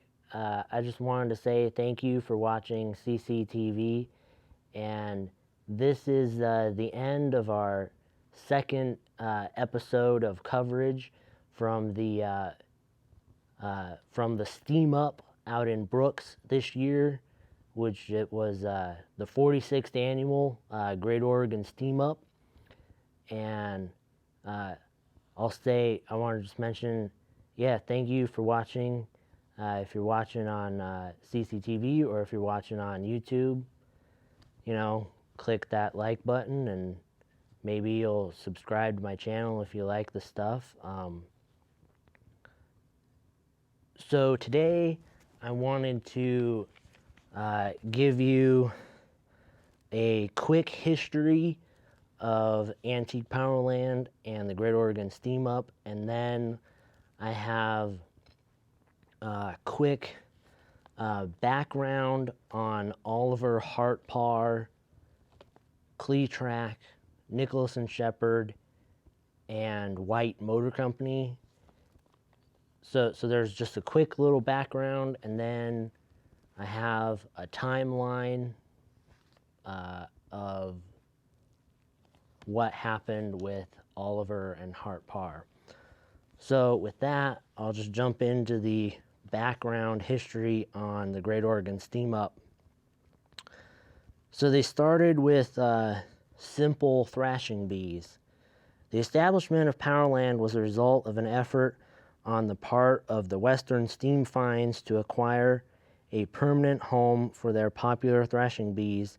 To trace the history of the process by which the steam finds made the decision to proceed, it is informative to go back to their beginnings. The thrashing bee gatherings were set up by the farmers and harvesters who had worked the fields using steam and wished to occasionally live in the past with their engines. They wanted yet another chance to get the boiler hot, smell hot cylinder oil, hear the hiss of steam, and operate the injector belt, hear up and thrash a few bushels. Belt her up and thrash a few bushels.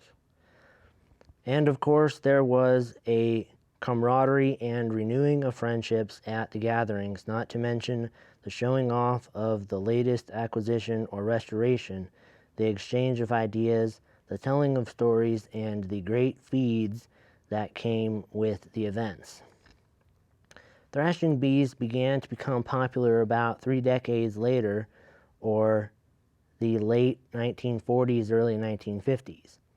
With that popularity, the die was cast for the formation of a group of enthusiasts like the steam finds. Michelson and Pitts shows.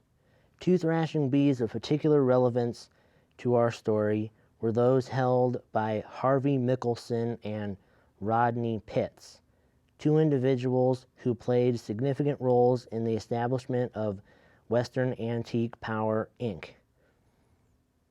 WAPI, and the Antique Powerland Museum, Powerland. Rod Pitts sponsored 5 shows at his place from 1955 to 1959, before circumstances caused him to conclude that activity. Harvey Michelson, and if I butcher your name, I'm sorry, put on 11 such shows on his farm from 1954 to 1966, skipping 1963 and 1965. The event was held at Michelson's in conjunction with the annual Silverton Harvest Festival. Show attendance grew, soon numbering between 3,000 and 4,000. In fact, it was the very success of the show that resulted in Harvey and his wife, Myrtle, deciding to call a halt to the annual event in 1966. In the interim, the Steam Finds organization continued to grow in numbers, as did a collective interest in finding a home. Following the conclusion of the Michelson Show event, WSFA decided to hold their show in Woodburn in conjunction with the Marion County Fair. It was at this time that the Steam Finds adopted a name for the show, the Great Oregon Steam Up. Rod Pitts is credited with coming up with the name. 1976 through 1969 shows.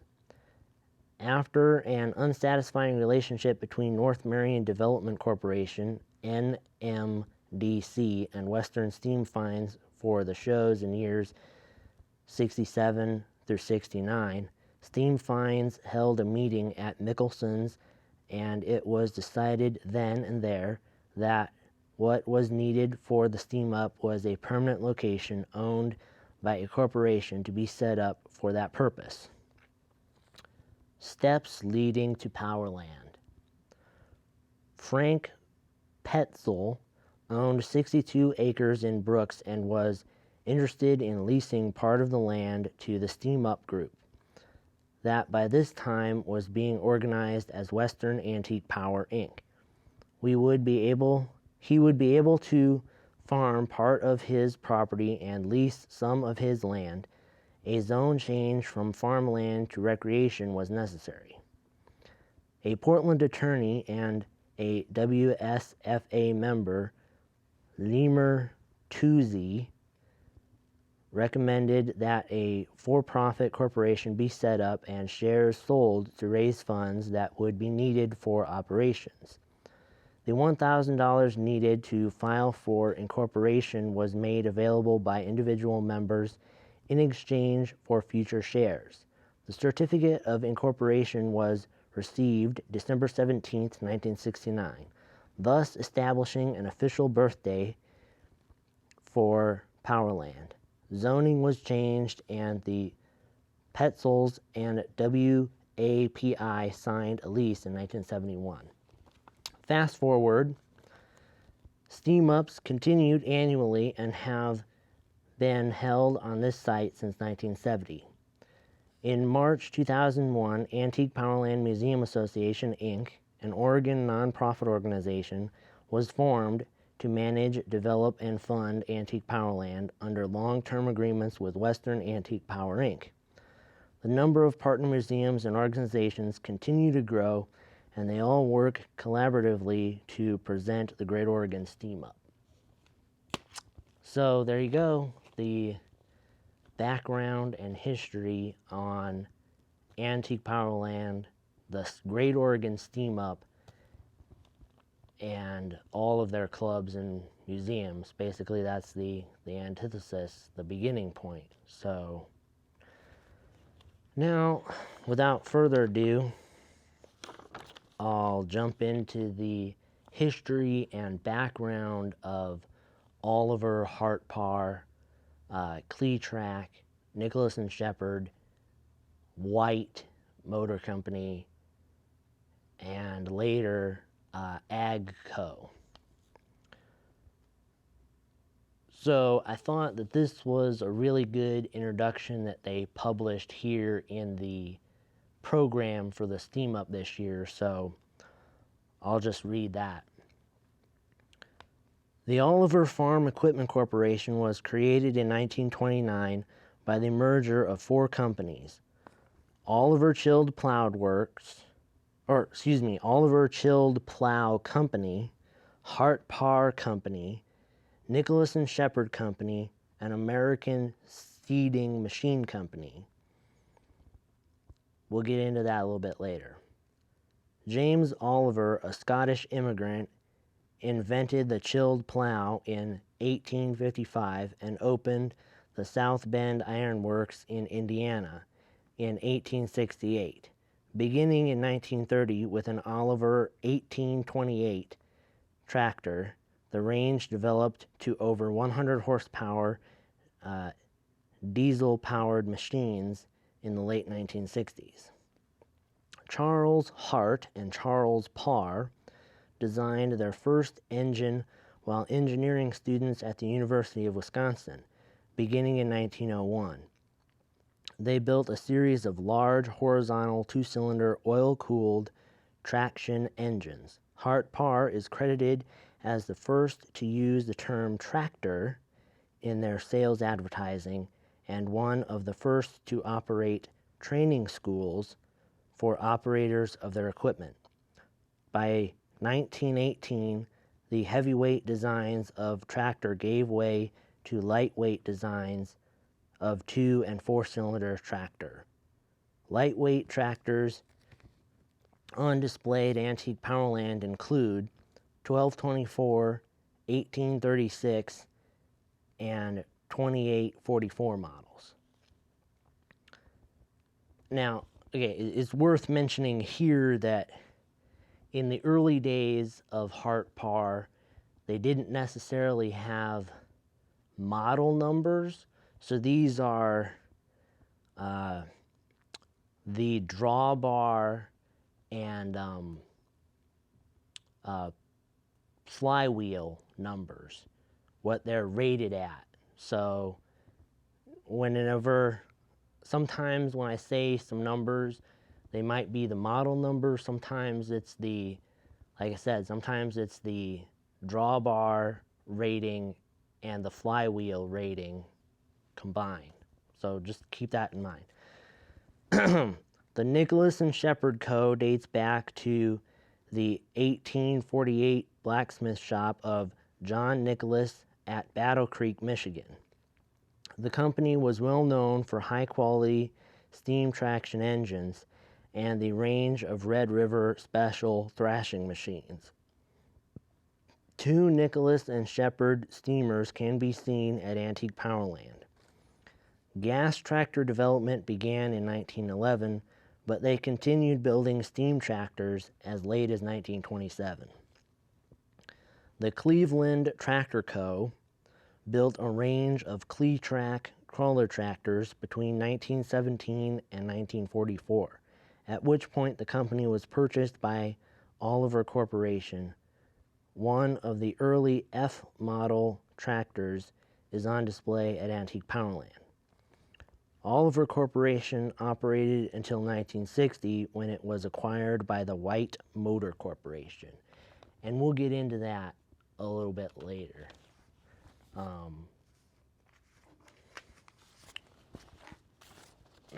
So here we have our timeline of Oliver, Hartpar, White, and then AGCO.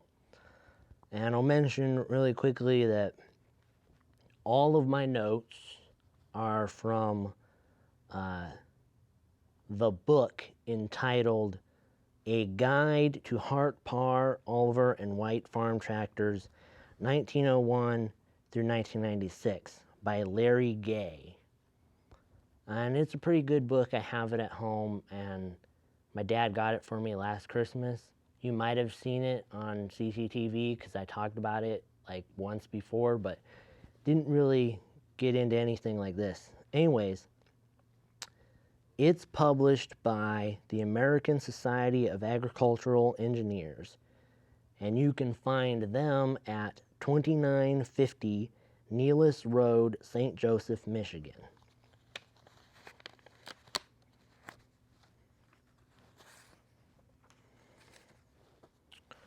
So we start out in 1901, 1902, Hartpar number 1 and number 2. Now that was interesting. Hartpar actually, prior to starting tractor or traction engine manufacturing, they were building stationary gas engines, which I didn't know until I got this book. I've only seen the tractors. I've never seen any of their stationary gas engines.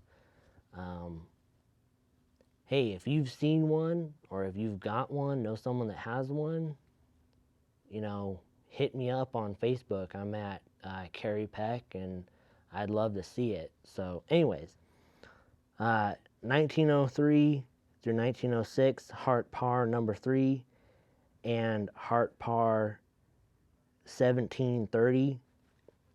Now, this is noteworthy because the 1730 was a part of the first ever production run of tractors. And I was reading in the book that these first 15 tractors that Hartpar built, they liked to kind of keep tabs on them and check in on the farmers every now and then and see how many were still in use.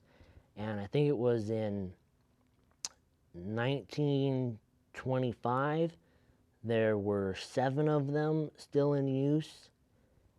And they proudly, you know, put that in their advertising, like, look, this is how reliable we are.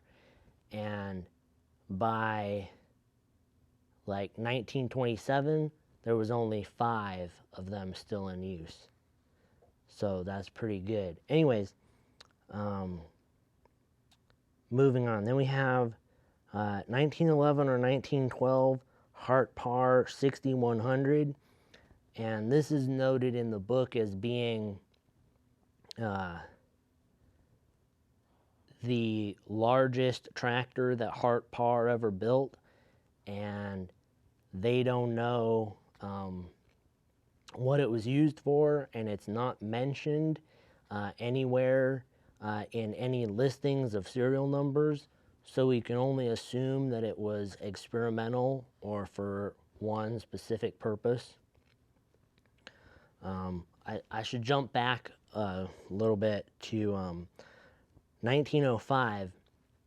As a result of the successes of traction engines, it was decided to discontinue the line of stationary gas engines. Thus, they became the first company entirely devoted to the production of gas kerosene traction engines. In 1906, W.H. Williams, Hart Parr's sales manager at the time, started using the word tractor to replace gasoline traction engine in their advertisements. As a result, Hart Parr is recognized as making tractor a universally accepted word. Although it was later discovered the word had been used in a patent in 1890. So there you go. That is why Hart Parr is considered the grandfather of the tractor business. Though I've read in a lot of books that at this time in the early 1900s, there were a lot of tractor companies out there doing a lot of the same things, but they get credited with being the grandfathers. I mean, it's like, who coined the term rock and roll? I mean, there were a lot of disc jockeys doing the same thing, and we can't really, anyways. 1914, 1916, Hart Parr Little Devil. And this one was noteworthy because this is where it kind of started. Things were moving away from, the big gas engine tractors that might be mistaken for a steam engine to the untrained eye, and to smaller, something that would be more recognizable to you and me. And interestingly enough, it was painted red, hence the name Little Devil. But it had a big wheel, one big wheel in the back and two wheels in the front.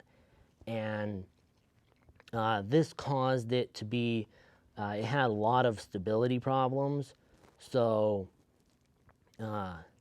they were all eventually recalled, but there are a few surviving examples out there in museums.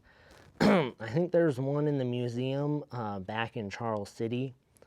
So 1918 to 1922, new Hart Parr 1225 and Hart Parr 30. 1928, 1930, the first independent PTO. 1927 to 1930, Hart Parr 2850. 1926, 1929, Oliver Chilled Plow Works tractor. So this is when the Oliver Chilled Plow Works started to build their own tractors. April 1929, mergers. So here's the mergers that happened in 1929. We already talked about a few of them, but I'll go over it again. So it was Oliver Chilled Plow Works, Hart Parr Company, and Nicholas and Shepard. Then in May 1929, American Seeding Machinery Company. Later in July 1929, the Mackenzie Potato Machinery line was added. Thus making Oliver Corporation a complete line of farming equipment, with the exception of they did not have any hay tools. So then 1930 to 1937, Oliver Hart Parr row crop, unstyled. Oliver is still in small letters, though that changed later in 1934 when Oliver was first put in big letters and Hart Parr was in small letters. 1935, 1937, Oliver Hart Parr 70. 1937, 1948, Oliver 70. The first cabs are introduced, and this is the beginning of what is commonly referred to as the stylized era, where all of the tractor companies at the time, you know, they started putting on sheet metal that was very, you know, curvy and, you know, more polished instead of, you know, square like stuff. 1940 to 1947, Oliver 80 diesel. 1944 to 1951, Oliver HC crawler.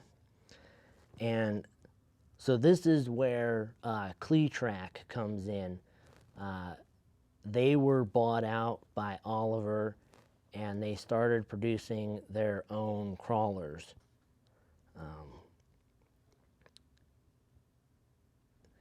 1949 to 1954 and 1948 through 54, Oliver 66 fleet line and 77 and 88 fleet lines. 1952-53, Oliver 99 styled. 1954 to 1958, Oliver Super 99 and Super GM. So this is where Oliver put out the Super 99, and they put it out with their own engine, but they also partnered with General Motors to get some diesel engines because GM was making the best diesel engines at the time. And if you watched some of the coverage, there was a Super 99 at Antique Powerland this year. 1951 to 1957 and 1953 to 1960, Oliver OC3 crawler and Oliver OC6 crawler. 1960, October 31st. Okay, here we go. This is another merger. Oliver Corporation is purchased by White Motor Company of the White trucking fame. They were wholly owned but separately operated.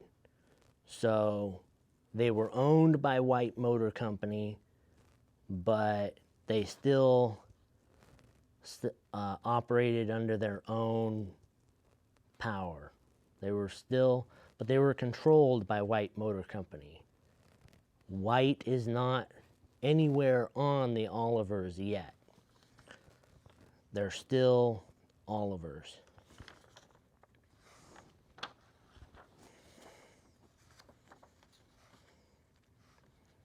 Oh, and this, I forgot about this one.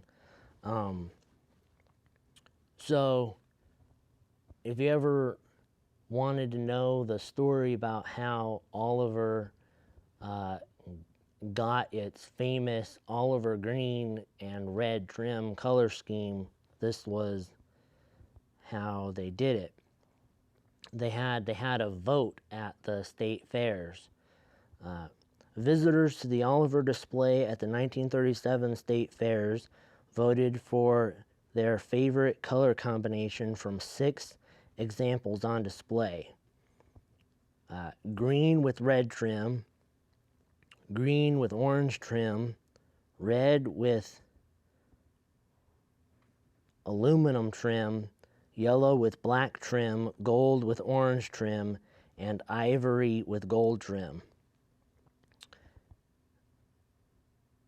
evidently the green with red trim won because the new 70s in that year were painted the now well-known Oliver Green with red wheels and red stripe on the frame.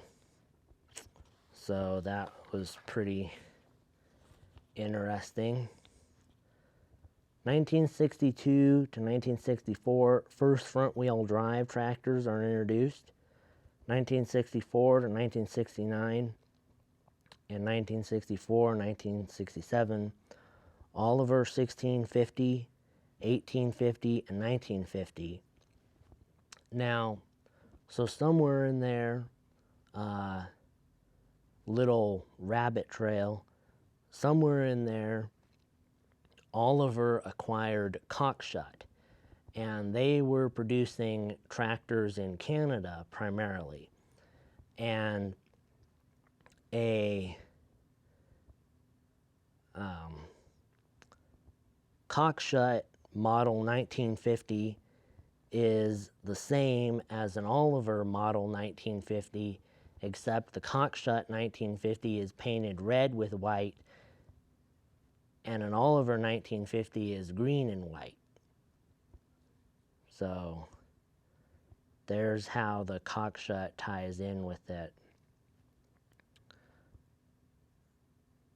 1967 to 1969, Oliver 1950 T, the first turbocharged GM two-cycle engine, also Waukesha diesel, were putting those on the 1950s, so that's pretty cool. 1969 to 71, white Oliver 1355, Oliver 1250A, and white Oliver 1255. So that's where we first see the name White and Oliver appear together. 1974 and 1978 and 1975 to 78, White Field Boss 4 150 and White Field Boss 4 180. Okay, this is actually the first time the White name is front and center. Oliver is gone at this point, no longer on the tractors anywhere. 1976 to 1982, White Field Boss 2 135 and White Field Boss 2 155 and White Field Boss 2 180. Then in November 1981, sold to TIC Investment Corporation of Dallas, Texas, because there was some White Motor Company was struggling financially, and it was thought that they were going to have to sell off the farm equipment line, but Freightliner came in and bought the truck line, and then TIC Investment came in and bought the farm equipment line. Identification badging changed to a wide red stripe painted on the sides of the hood, and the initials WFE replaced the white name. Okay, now, oops, slid way over there. Whoops, that's okay, I don't need it. 1989 to 1991, White American 60 and 80. These are interesting because they came in 3 colors: white, silver, Oliver green, Minneapolis Moline gold, and Cockshot red. They're unique because they were the only ones that were building 60 and 80 horsepower PTOs in the US. Thus, they were named the American 60 and 80. And if you back up a little bit, this is interesting to the 1988 farm show season and the 1991 farm show season. They produced specially for that the Spirit of Oliver, which was based on it was green with chrome trim, and it had a wood dash, and there was plans to actually put that into production, but they fell through. And then in the 1991 farm show season, they came out with, there was plans to come out with a Spirit of Minneapolis Moline and a Spirit of Cockshot, but I don't think that ever happened. But we see that influenced in the American 60 and American 80 because, like I said, they came out with 3 different colors. So, you know, it was going to be bigger, but it ended up being these compact tractors. So that's kind of interesting. 1992, in June 1991, the Deutz Alice Corporation purchased the White Motor Company. Thus, they would no longer be buying White tractors, but instead manufacturing them as well as their own line. As a result, the name was changed to Alice Gleaner Company, or simply AGCO. The first ones they built were the 6085 and 6105, and they replaced the American 60 and 80. 1993, AGCO White 6125 and 6145 and 6195. And then 1995, AGCO White 6124, 6144, and 6215. Also AGCO Star 8360 and 8425. 1996, AGCO White 6045, which was a 4x4. And I should pick up my papers here because there was one more. So we got to go back. 1982 to 1987, WFE Field Boss 288 and 2110. 1983 to 1987 and 1983-1988, WFE Field Boss 4225 and 4270. 1986-1989, new White Field Boss compacts. So that's, they first started making compacts. 1988 to 1995, the end of an era.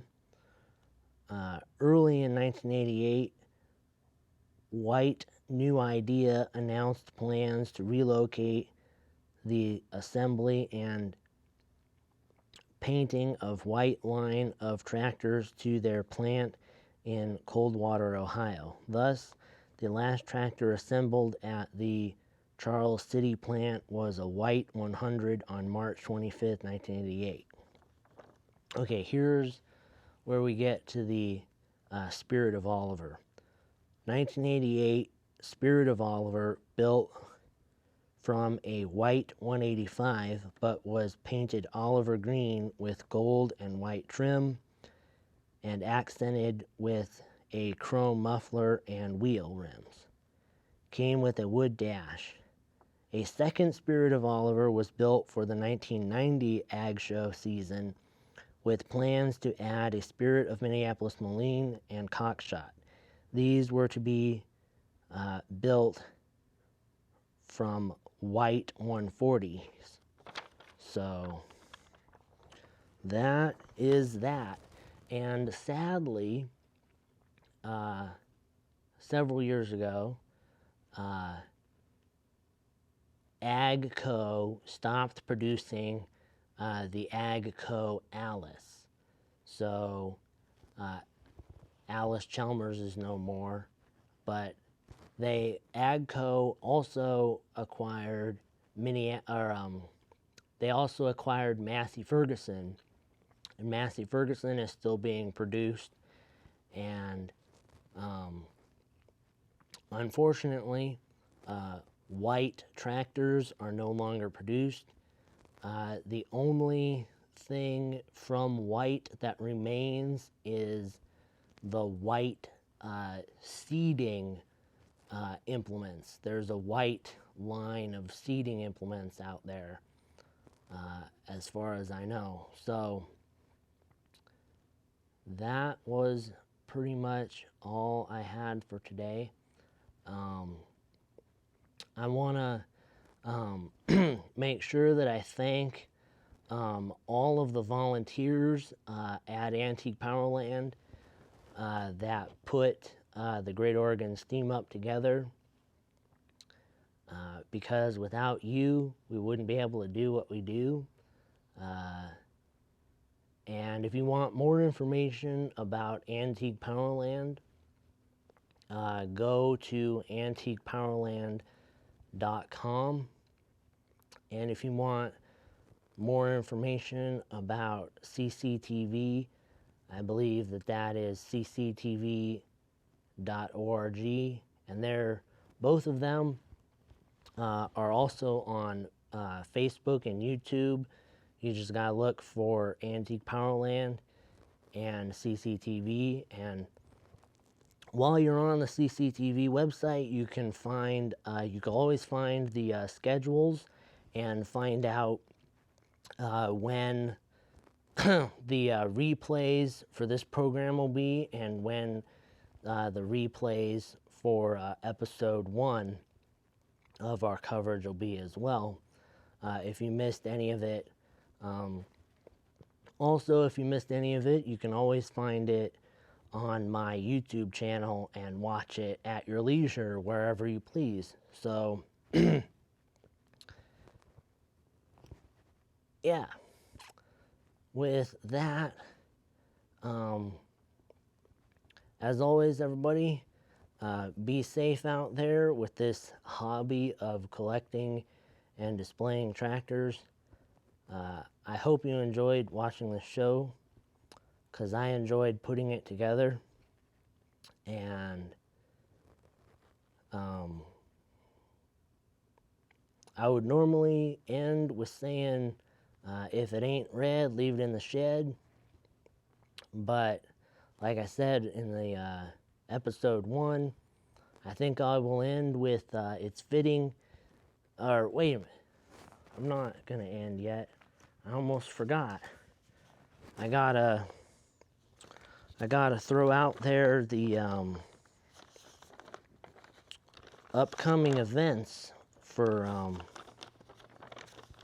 Antique Powerland. Okay, so upcoming events for Antique Powerland.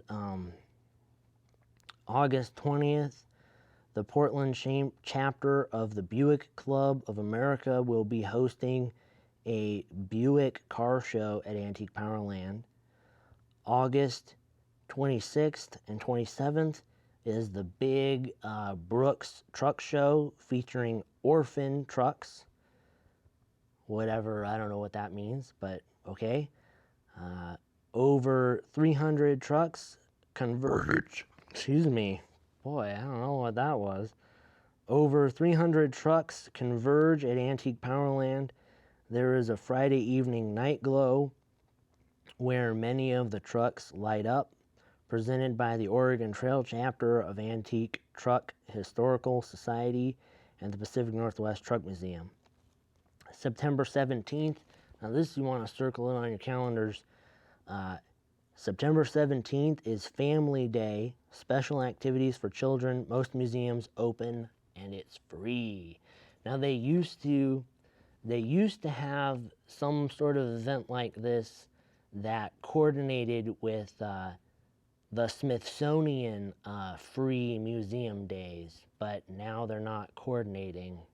At least that's what I understand. But anyways, then third Saturday in June is Brooks Historical Society Celebration Day.